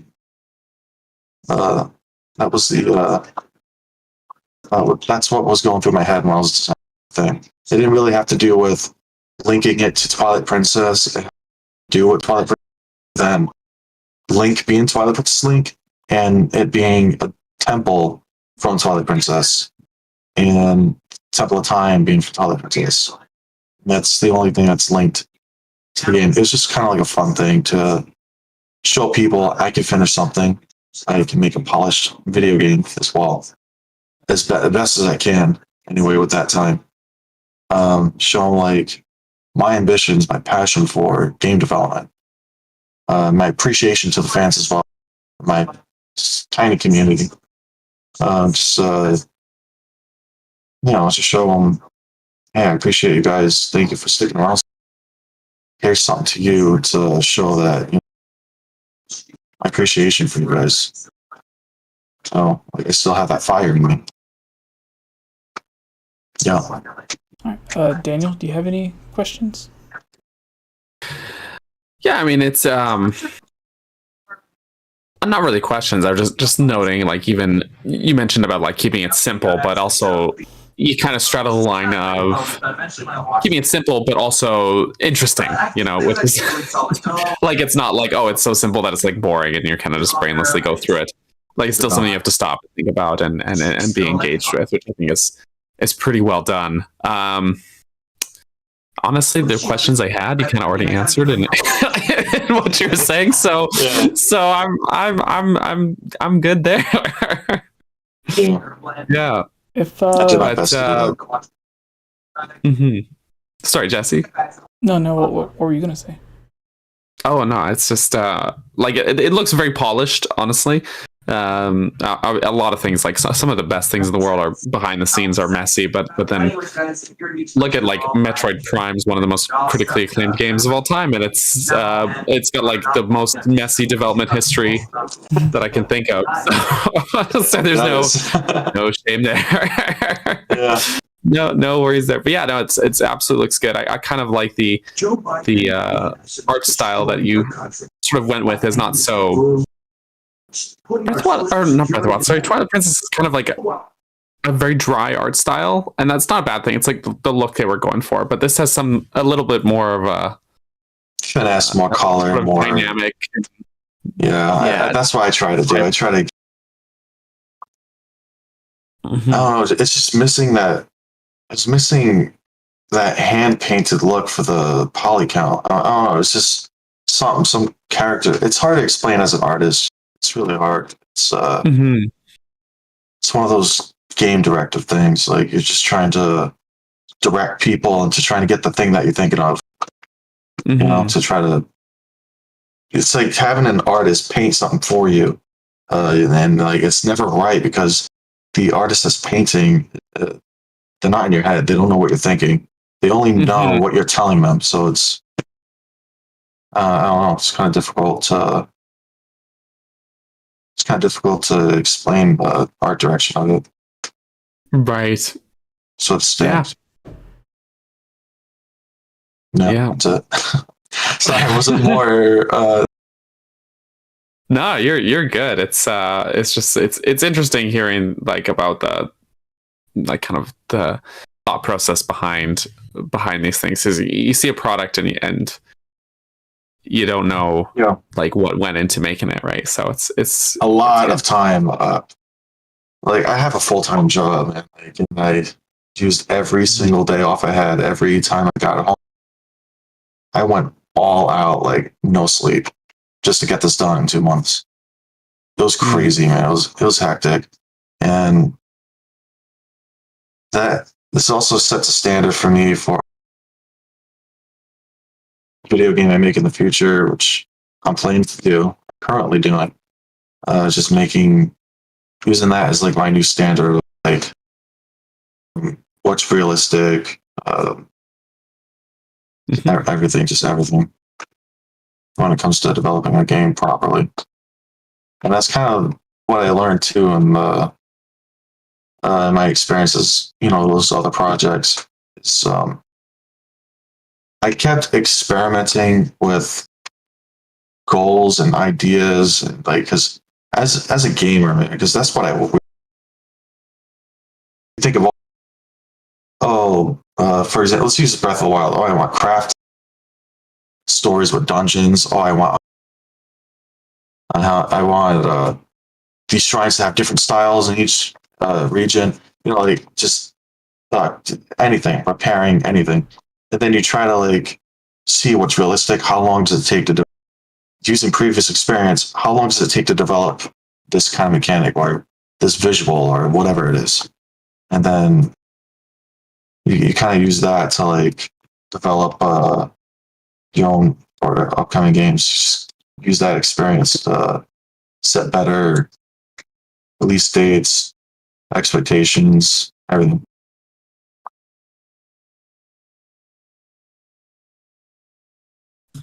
Right on. I guess the only other question is if you're willing or don't want to keep it a surprise or secret, are there any future projects that you want to tease out or talk about or anything like that you've either got in the works already or at least just planned or in your head? I would really like to do a Christmas event, but I need some serious. I'm trying to move away from Zelda because it's just the investment. Unfortunately, that's what it comes down to. It really really sad to say that as well, because I wish I could just endlessly, with all eternity, just be like kind of like President X, just freaking on it all the freaking time. Zelda every freaking day, but I don't think that's gonna happen. So upcoming projects. I'm making a game now, but I don't think it's gonna be I don't think people that like Zelda would like it. It's like my own favorite, kind of like a game that I would like to play. But yeah, I'm developing a game now. I'm thinking about a Christmas event, but it's way up in the air. Fair enough. It's an adventure game. It's the game I'm working on. I mean, don't sell yourself short. I mean, if people play more than one game, and you mentioned Zelda fans might not like it, but it's the kind of game you want to play. But you're Zelda fans, and yeah, I know. Yeah, I mean, there's don't sell yourself short, and yeah, I think sometimes it's good to branch out and try different kinds of games, right? So yeah, absolutely. I had people tell me that as well. I mean, they want me to just make my game. And you do I risk less there's less risk of incurring the DMCA takedowns or anything like that. That is a nice plus. Yeah, so there's a little less risk in that department. Mm-hmm. Yeah, for sure. Mm-hmm. If someone was interested in downloading this and trying it out and playing it for themselves, how could they do that? They'd have to go to my Discord, or you can link it to Jesse. Because you don't have to. If anybody has a link, you share it. It's a download on Google Drive. Just download it, play it. It's absolutely free. Enjoy it. All right. Now, what would you say to someone who's terrified of the statue that's in the center of that room? The statue in the center of the room? Yeah. We're on the platform. The big Grim Reaper? Yeah, between the doors in the center. What did I say to somebody that's terrified of it? Yeah. Well, he's holding something that will allow you to go somewhere to a brighter world, a happy world. So he's actually the gateway to something that leads you to a brighter world. So as scary as it looks, once you pass that fear, you get the thing that he has for you. There's a brighter outcome. Kind of like the whole idea was. I was kind of thinking of it like Majora's Mask, the moon. It's scary looking. And you go inside the moon, you think it's gonna be death, just absolute carnage or whatever it is. But it was a nice little grassy hill with a tree on it, beautiful environment, kids playing. So it was kind of like that. It's kind of like the thematic was going for that one. Nice. As simple as it is. Well, I like it. I sadly haven't had the time to try it out yet, but I was watching the live stream when you were streaming it the other night, and I really enjoyed what you were showing off with it, and I'm looking forward to playing it whenever I do have the time. Are you guys ready for a little bit of Triforce trivia? Sure, yeah, hit me up. Yeah, awesome. Maybe before we set up the Kahoot, yeah, if it's all right with you, for at least for myself to take a quick bathroom break, just to attend to some good old fashioned biological functions, and then we can get this set up for people to join as well in the meantime. So yeah, I'll go ahead and get it set up. I'll get everything going, and maybe drop us the link in our Discord chat before, so that we make sure we're in before the room fills up. Yeah. So, Tomoya, since you haven't been able to be on previously, whenever we had one of these Kahoot quizzes, it's 10 questions. The faster you answer correctly, the more points you get. I don't know what it'll limit it to, but I'll send the link to you and Daniel first. That way you can be sure to join in. You can join on just like a normal web browser. All you have to do is just click on the link that I sent after I get it logged in. And then... That sounds fun. Yeah, it's 10 questions. Each question takes anywhere from 10 to 20 seconds. And this one's all Twilight Princess themed. So... Okay, that sounds fun. Perfect. Excellent. All right, well, I will BRB here while you're doing that. And yes, right. All right. Some exit. Where's that? Okay. Yeah, classic mode. Boot, loading game pin. I'm kind of happy Nintendo didn't just respond to 𝗏𝗵𝗃 𝗀𝗵𝗲. I'm kind of happy they didn't port Twilight Princess HD to the Switch. I mean, there isn't really much, unless they're going to do something else different. Care a lot much being on Switch.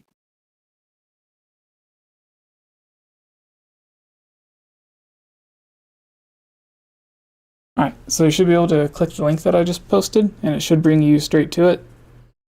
You don't have to log in or anything, you just make a username on the spot. Okay, cool. And then as soon as, yeah, there you go. There you're on. I won't be playing because I'm the host. Obviously, I already know the questions. Right. And so whenever Daniel gets back, he can click the link and log in, and then we'll send it out to everyone in the chat. So everyone, you can play it whether it's on a tablet, on your phone, on a normal computer web browser. You don't need to download the app or anything. You can just, click the link that I post in the chat whenever Daniel comes back from stealing all the bananas from the Yiga clan. And in the meantime, we can answer any questions that you guys may have. Let's see. Oh, it looks like we're froze because I clicked off the thing. Okay, there we go.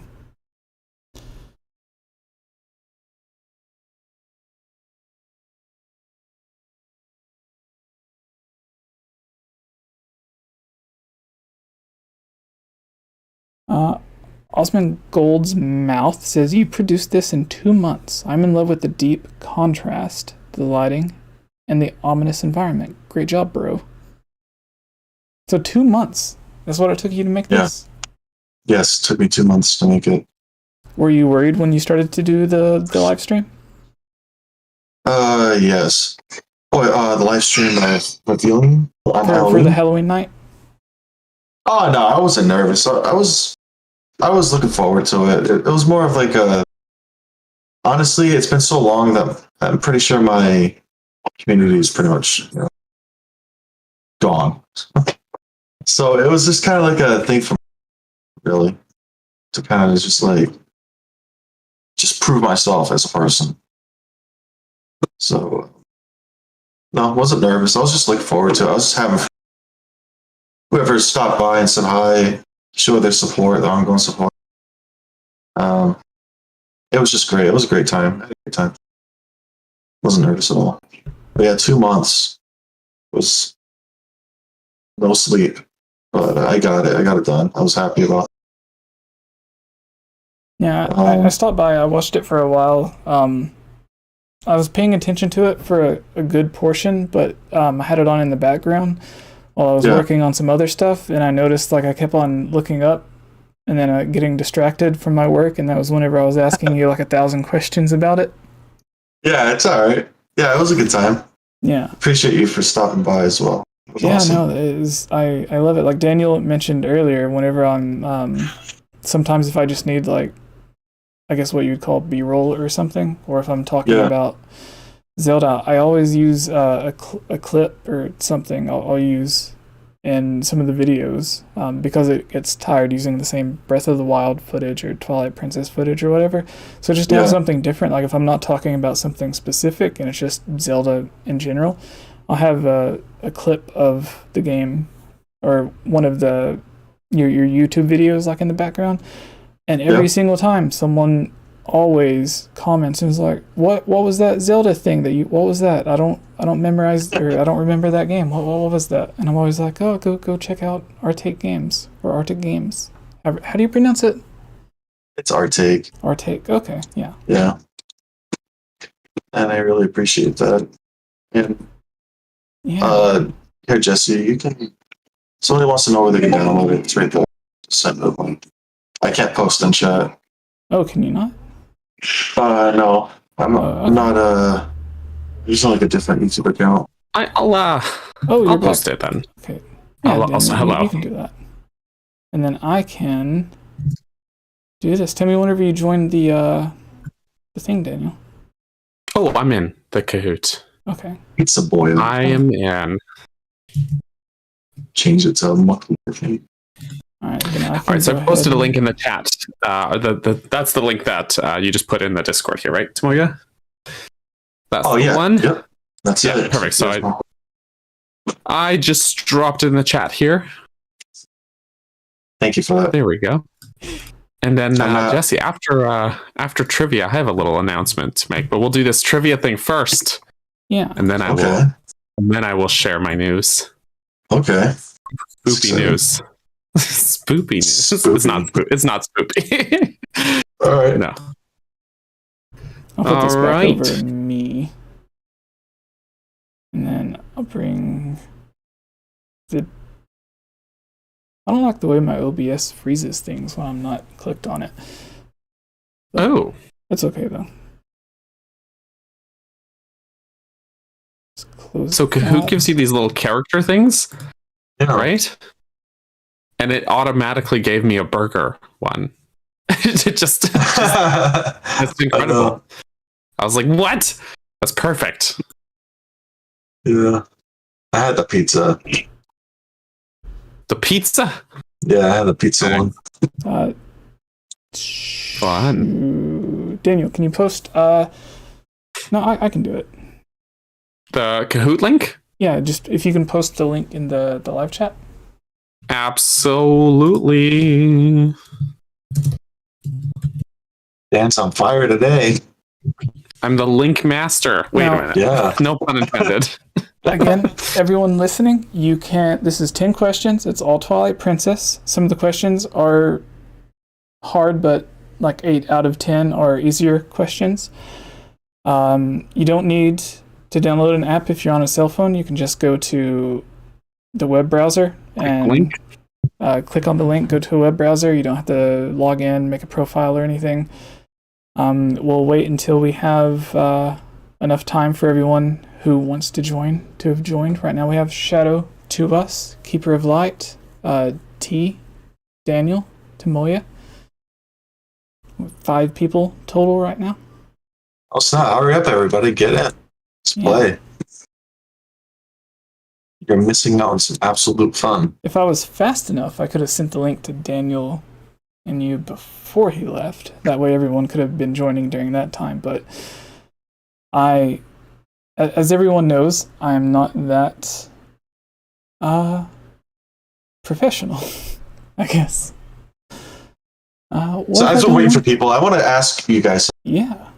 Do you think it's time for Nintendo to evolve into, like, for example, have Zelda or Nintendo only IPs onto the PC?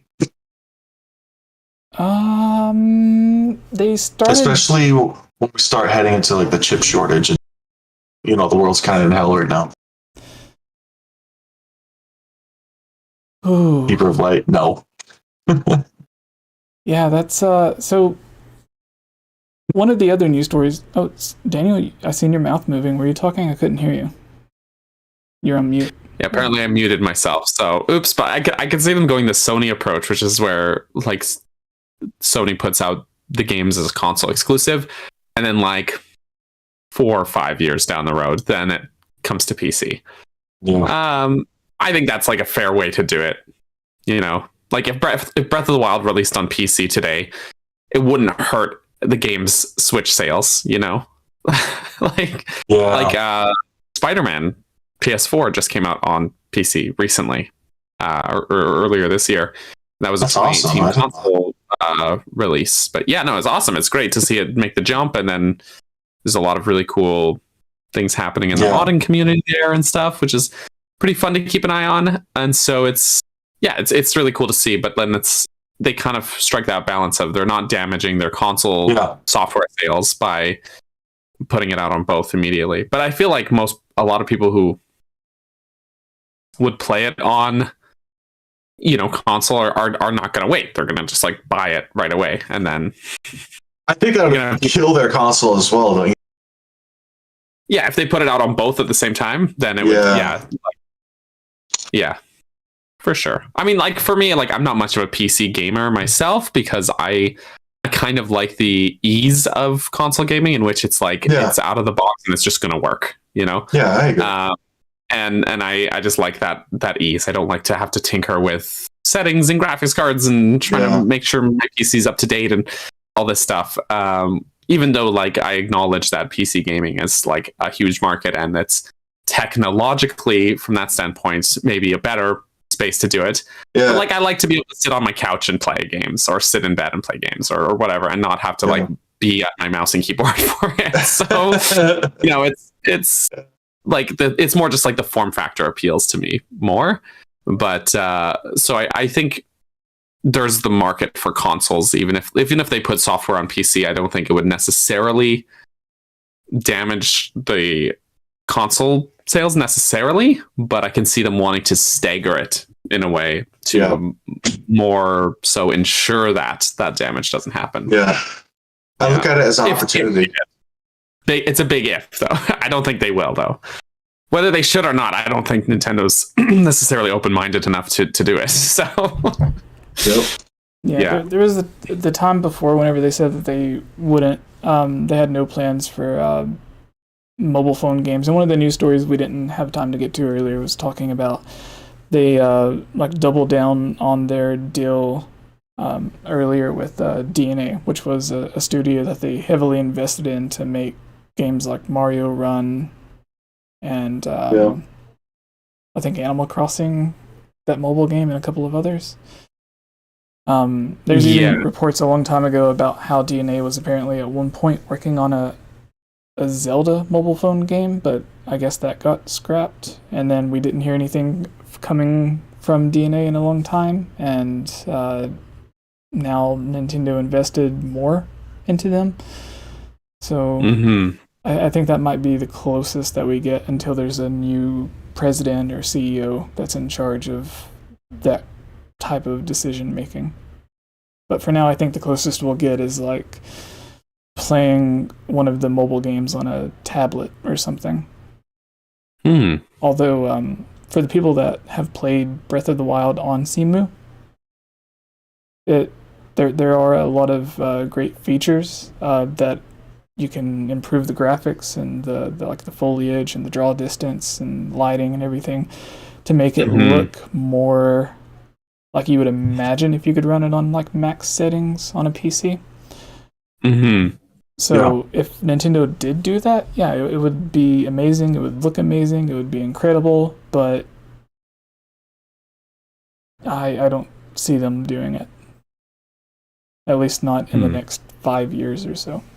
But we have 7 people joined, so everyone get ready for this. Prepare. I'm going to be reading the questions off, but do not wait for me to finish the question and the answers before you answer. You get points based on, or you get more points based on if you get the answer correct, and if you, however, you have to get the answer correct, but you also have to answer it faster than other people. So if, say, Tomoya gets an answer correct, and then Daniel gets the answer right behind him, Tomoya might get 1,000 points, and Daniel will get like 900 points, and then the slower you are, even if you get it correct, and you get every question correct, if you're slow getting it correct, then you won't get as many points. I hope that explains it. So if you're waiting on me, don't wait on me to finish reading off everything. Answer it as it comes up on your screen, because there is a slight few seconds of a delay on the stream, on the YouTube stream. Otherwise, you'll be coming in last in all of them. All right, let's get started. We have Virum, Charles, Shadow to Us, Keeper of Light, T, Captain Bergerson, Tomoya, and we're starting. Kahoot at home. These are all Twilight Princess. Alright. 3, 2, 1, quiz. Which item is required to complete Twilight Princess? Hawkeye, Ilia's Charm, Magic Armor, Second Claw Shot. Some of these may be sort of trick questions or trick answers. So Hawkeye, Magic Armor, Ilia's Charm, Second Claw Shot. Which do we answer it, or do we just click you it? Answer. You click on it. Click it. Yeah. There's a slight issue with this question, Jesse. Yeah. And that 2 of these are mandatory items. No. Yes. No. Yes. Because Ilia's Charm is not the answer. But you have to obtain it still. No, but it's called something else. It's still the same item. Yeah, but the it has a name different name. changes when you obtain it, but it's still the same item. It's not and called it's still, Ilia's even Charm, when you though, get it as Ilia's Charm, and then you bring it to her, even though you don't, like, you then, like, it becomes the horse call. That's still mandatory for story progression. You can't skip that unless, well, you can't skip that if you're playing through the game vanilla, like, properly, without any, like, speedrun skips or anything like that. But second Claudia, and then she takes it, she has her whole memory thing, and then she gives it back to you, and then it's in your inventory as the horse call. But regardless, in either instance, it is still mandatory for story progression. Well, sorry to the one person that clicked Ilia's Charm. It still matters. It still matters, Jesse. That's Ilia's Charm. Hashtag Ilia's Charm matters. We're gonna make that trending. All right. Sorry to the one person that picked Ilia's Charm. Second question. All right. We got Cap Bergerson in first, T in second, Tomoya in third, Charles in fourth, Keeper of Light in fifth. All right. Question 2. Which year did Twilight Princess HD release? 2006, 2007, 2015, 2016. Twilight Princess HD. I might have accidentally just clicked the wrong answer because I was trying to be faster and then I was inaccurate. We'll see when it comes up. Oh no, I did actually click the wrong. Okay, I think never some mind. people went with Twilight Princess instead of Twilight Princess HD. Oh, they didn't catch the HD caveat. It's an asterisk almost. Because during the announcement trailer, it was when they delayed Breath of the Wild for like the last time for 2017. Right. Mm-hmm. Right. Captain Bergerson stays in first. Tomoya moves to second. T moves to third. Charles in fourth. Shadow to Us in fifth. You're only down by like 30 points. Almost 30 points. It's anyone's game at this point. Yeah. Question 3. Who developed Twilight Princess HD? Grezzo, Daniel, Tantalus, Monolith Soft. It was me! It was actually me. It was Tomoya. Yeah, that's true. The answer to this question we mentioned earlier in the stream. So hopefully people were paying attention. Yeah, 2 picked Grezzo, 4 picked Tantalus, 1 picked Monolith Soft. Ooh.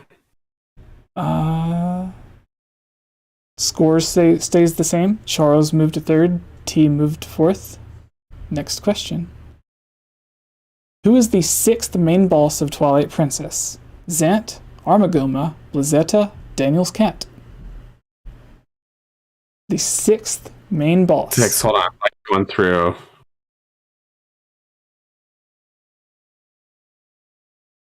Okay. I was trying to go through the sequence of dungeons in my head, but I took too long on that. I might have lost points. 𝗏𝗏. I got the right answer, but I might have Tomoya's in lost first. Yeah, Tomoya can count to 6 faster than me. Captain Bergerson second, Charles third, 𝗵𝗲𝗃 fourth, T fifth. Next question. All right. Pyrus is the corrupt version of who? Darunia, Darbus, Dongaro, Daruk. That was a tricky. That's a tricky one. Because he's a good guy, and he's corrupt, and they give him a different name. And then Correct. you save him, and then he turns back to the original form. Darbus. Big boy Darbus. Yeah. Dongaro is the mini-boss who goes to try to stop him originally. Someone picked Darunia. Oops. Different character. Bergerson moves back up to first, Tomoya second, Charles third, T fourth, 𝗵𝗲𝗃 fifth. Next question. Who has a 76,480,000 rupee tab at 𝗪𝗲𝗃? Dr. Bourville, Agatha, Daniel, Aru. It's me. Who's the drunk that owes a 7-figure tab at 𝗪𝗲𝗃? Way too much money. You'll never pay it back.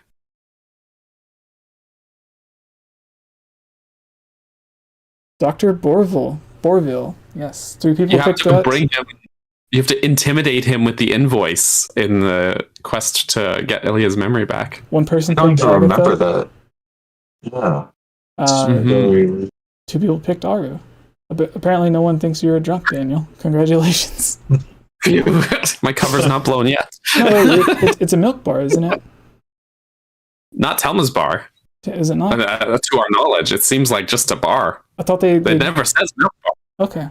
I thought they treated milk like alcohol in the games. Well, in the other game, I don't know. Maybe it is a milk bar. Majora's Mask for sure is a milk bar. Same with Link Between Worlds as milk bar. But All right.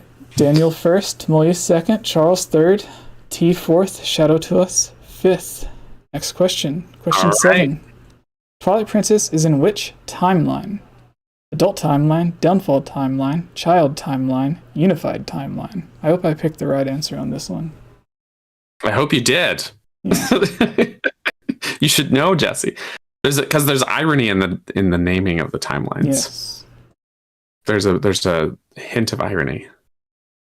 Child the timeline. child timeline in So you which you picked play the as adult adult Link timeline. and Twilight Princess.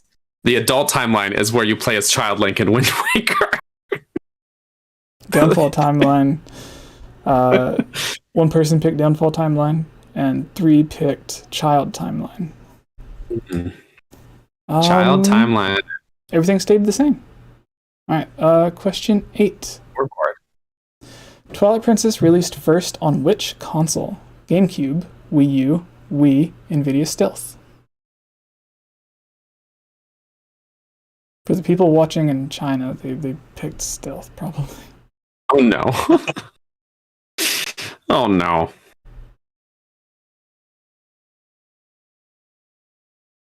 Yeah. Wii. This is an unexpected one for Princess most was people. released on the Wii first? Yeah, it released Like a week early, Oh, yeah, that's right. I forgot about that. Yeah. which is weird. That's It was like still a dual release, but it was like it was like a week before on the Wii. Yeah, they did it to boost Wii sales before, Like because the everyone Wii. already had GameCube. Yeah. I remember that now. Except Yeah. for all the people who never bought it, which is a lot of people because GameCube didn't sell well, sadly. Have you gotten A all lot of these boys correct, had the Daniel? GameCube. Are you Apparently, I cheating? know a lot about Twilight Princess. Question 9. What is Aru's memo used for? Fire's cannon, fishing pond, 𝗏𝗃𝗃's flight by foul, fruit pop flight challenge.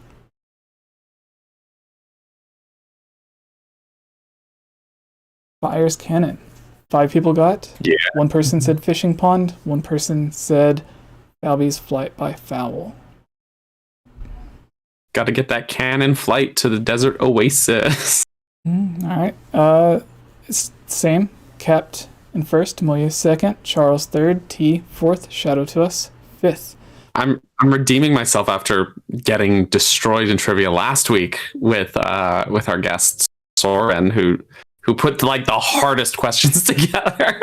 Mhm. So yeah. All right. Redemption. Question 10. Not counting 𝗏𝗏 how many monkeys do you save in the forest temple? 6, 7, 8, 9. Not counting the baboon, how many monkeys do you save? This one I straight up do not know. Oh no, this is nearly Fire Temple Keys level absurd question. Oh, I got it wrong. No. All right. 2 said My only 7. wrong 3 people said 8. 2 people said 9. All right. Here we go. In third, Charles. In second, Tomoya. In first, I wonder who it could be. Noble and important. All right.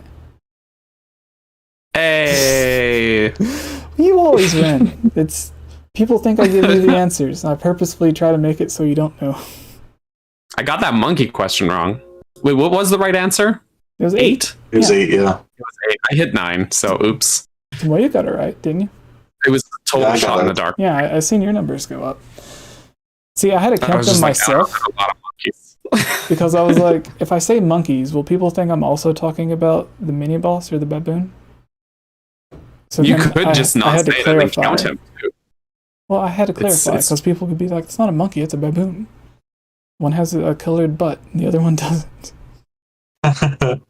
He's like the boss, the monkey boss. He's like not the boss fight, but like he's the leader of the monkeys. Yeah. He's the leader of the bunch.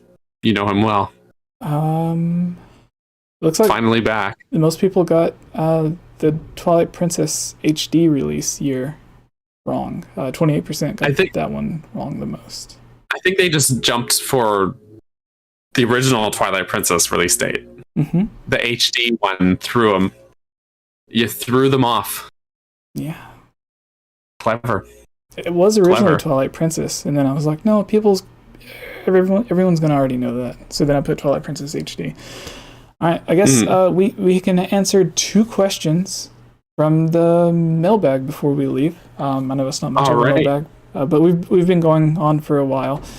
So yeah, while we're pulling those questions, I mentioned I had a smidge of news here. Oh yes, and if people are already in my Discord, and I also have messaged it to you, Jesse, they already know this. But speaking of trivia related stuff, I am going to be on Sunday in a bit of a Zelda tuber crossover event on Triforce Trends channel, in which he's having like a bracket of different Zelda YouTube channels compete in trivia, Jeopardy style. And I'm going to be on that first episode of it on Sunday.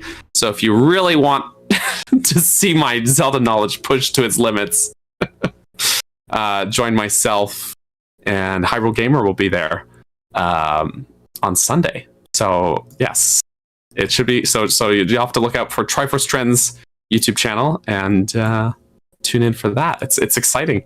There's going to be like several brackets of different Zelda YouTube channels competing in these in this little tourney, as it were. So it's exciting stuff. Look forward to that.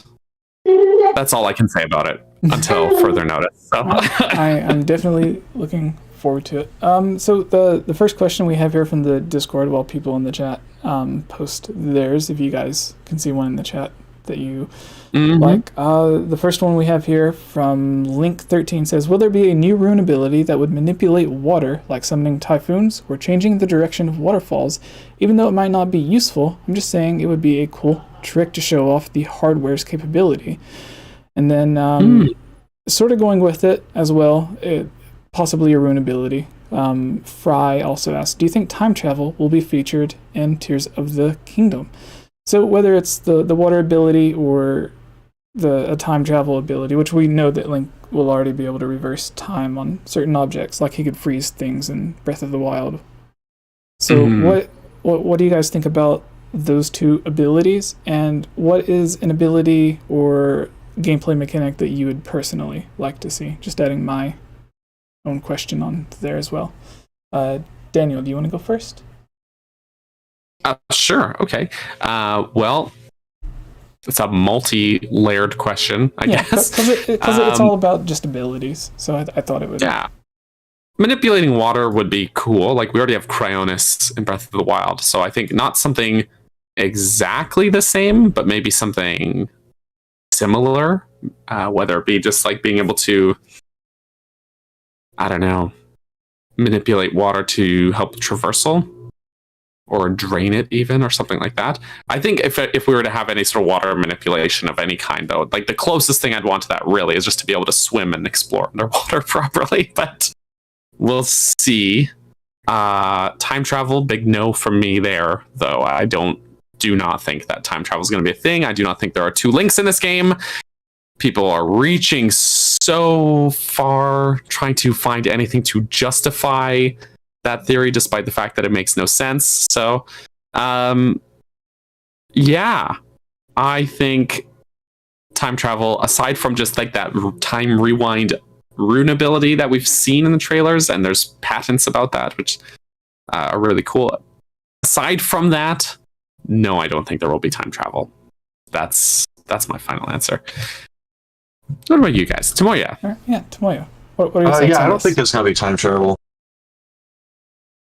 It'd be kind of cool to see some sort of earthbending ability. And as far as like water manipulation, I'll take the time and resources and make something like that there. Dan, with, I'd rather choose swimming underwater to explore, into the sea or whatever. That'd be more interesting than manipulating current.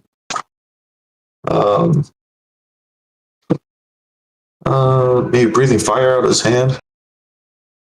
I never really gave it much the kind of abilities. I would sort of expect the same type of abilities you'd get in any other Zelda game. Bombs or freezing time, whatever it is that you see in other Zelda games. Just or maybe they reintroduce older abilities from the past Zelda games. I don't know. Yeah, I think like in Majora's Mask, I think they had a similar. It didn't create a ice platform that came out of the water, but you could shoot the water with your ice arrows, and I think they can move the Cryonis ability that made the water platform. I think they could just move that to the ice ability, and if they wanted to reverse waterfall, like the person mentioned, I think since we already have the ability to like reverse boulders and other certain mechanics, maybe if there is a puzzle that requires that, then you will be able to reverse the waterfall with the same reversing time ability. But with the Zora armor, you can already swim up waterfalls, so I don't really see a reason for them to require that, unless it's something specific, like things falling down a waterfall, then I could see doing that. And you mentioned... It might also... Yes? I'm sorry. No, I was just saying, like, they might also just go more into, like, you do more physics stuff when it comes to, like, abilities. Like, I'll just shoot it out, like, using an ice arrow on lava or something. Like, make like, a solid platform, whatever. Yeah, it's, Wind Waker, you could throw the one dungeon, you could throw the jars of water into the lava. Create things. Yeah, that would be cool to bring back. Yeah, a Skyward Sword had a similar mechanic of making lava platforms, except it was like the little, like the water drops from the plant.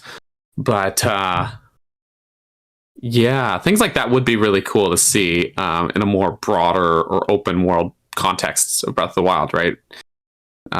Ice arrows makes a lot of sense, but then you have the issue of like you couldn't necessarily, you'd have to either supply them or make sure that they're not puzzles that are going to be like totally necessary for like critical progression, because then if someone say didn't explore a certain area, didn't find any ice arrows, and they're out and then they're like stuck in an area, then you have an issue of preventing people from exploring freely or things like that. So yeah, but it would be really cool for some secrets, or you just have to like make sure that people have you hide them in areas where people need them, but then that's a little less interesting. So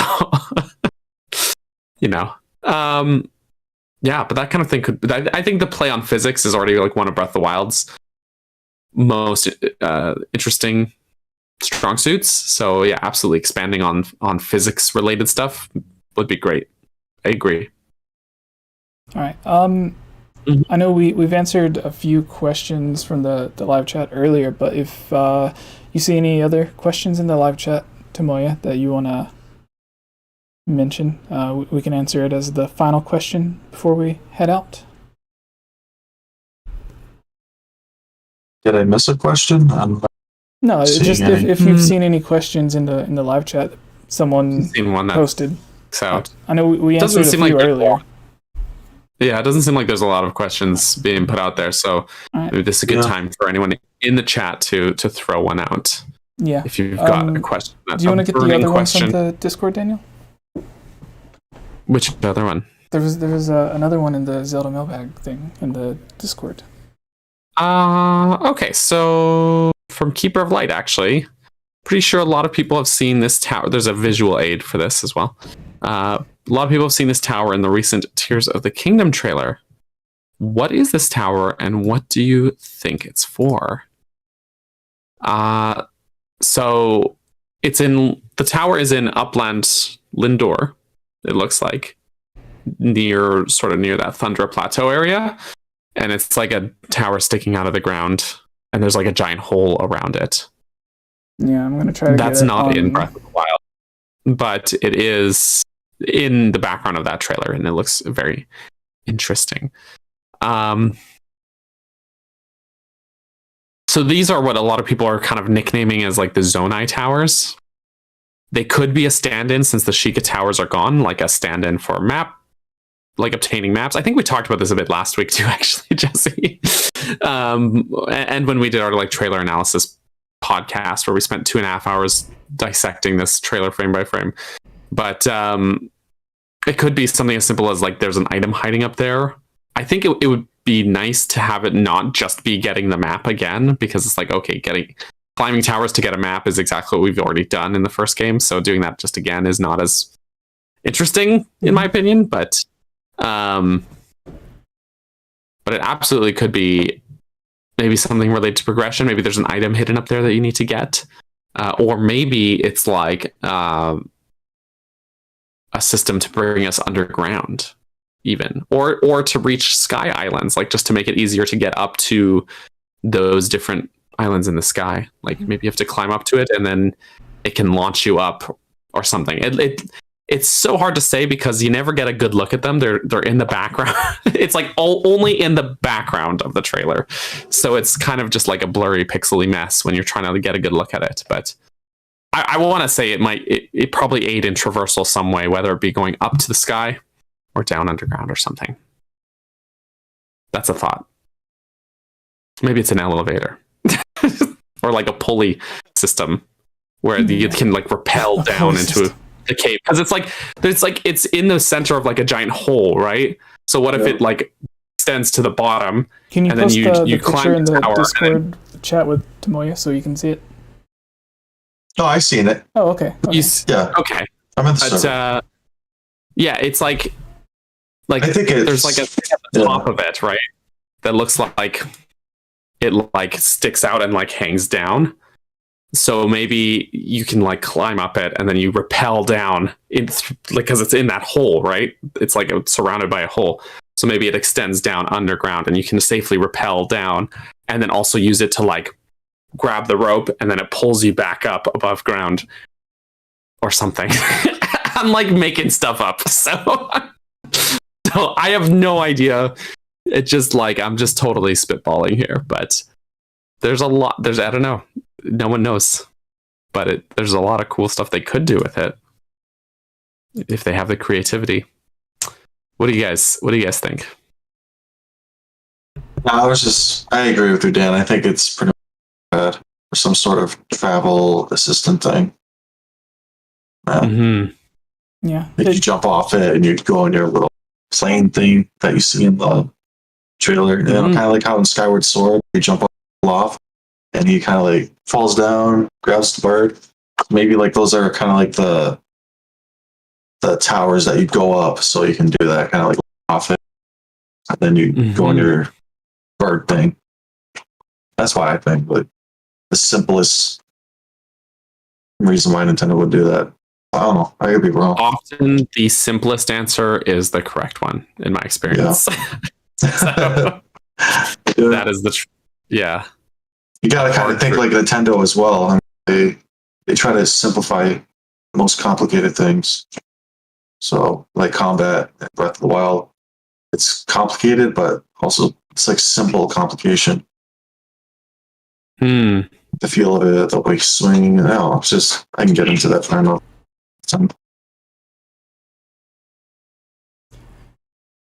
Jesse, thoughts? Yeah, feelings?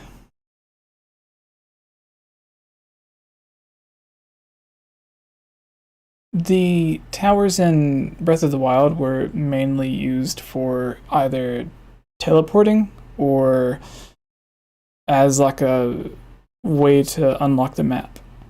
And I think it'll be something similar in the sequel, because if they take that away, they have to have something with a similar mechanic to replace it. And if they're taking away towers and they're including these other towers, then yeah, I basically agree with you two that it's either a way to, maybe if it's not to directly teleport like in the original, then it'll be a way to be able to still be used to travel faster, like jumping off, giving a higher platform to jump off of in order to get on the bird thing that we see Link riding on in the trailer.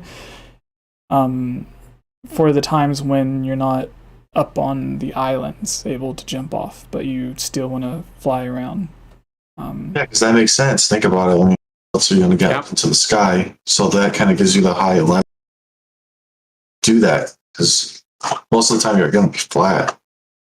You can't just jump off a hill and spawn it, I wouldn't think. Because you got your paraglider for that. And the bird seems more like traversing to the islands. So the towers are there to give you leverage to spawn it and go into the islands.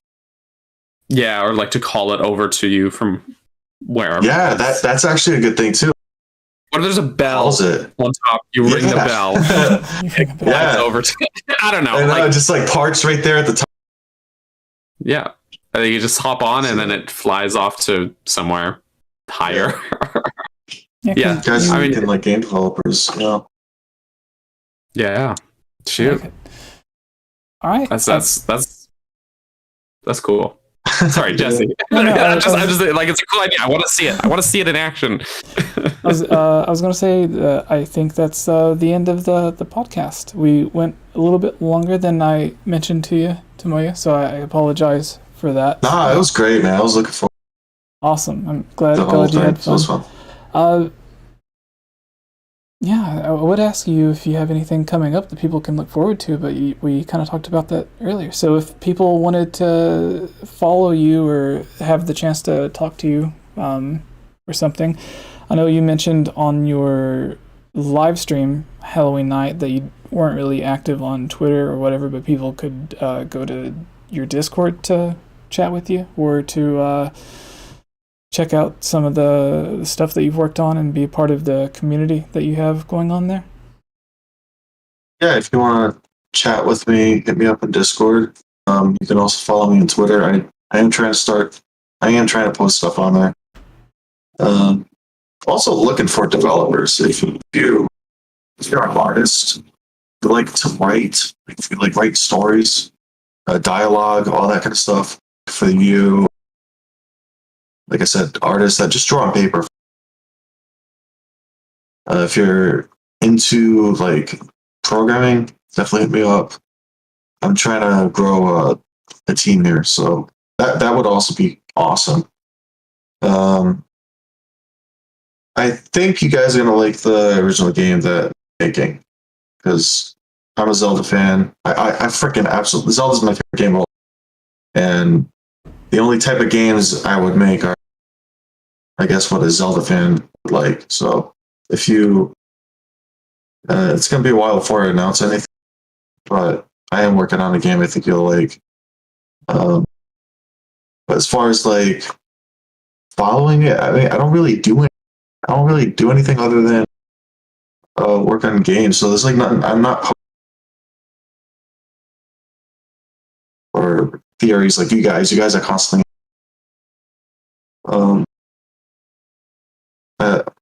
I don't know. I guess you just follow me on Twitter if you want to just see when I announce something.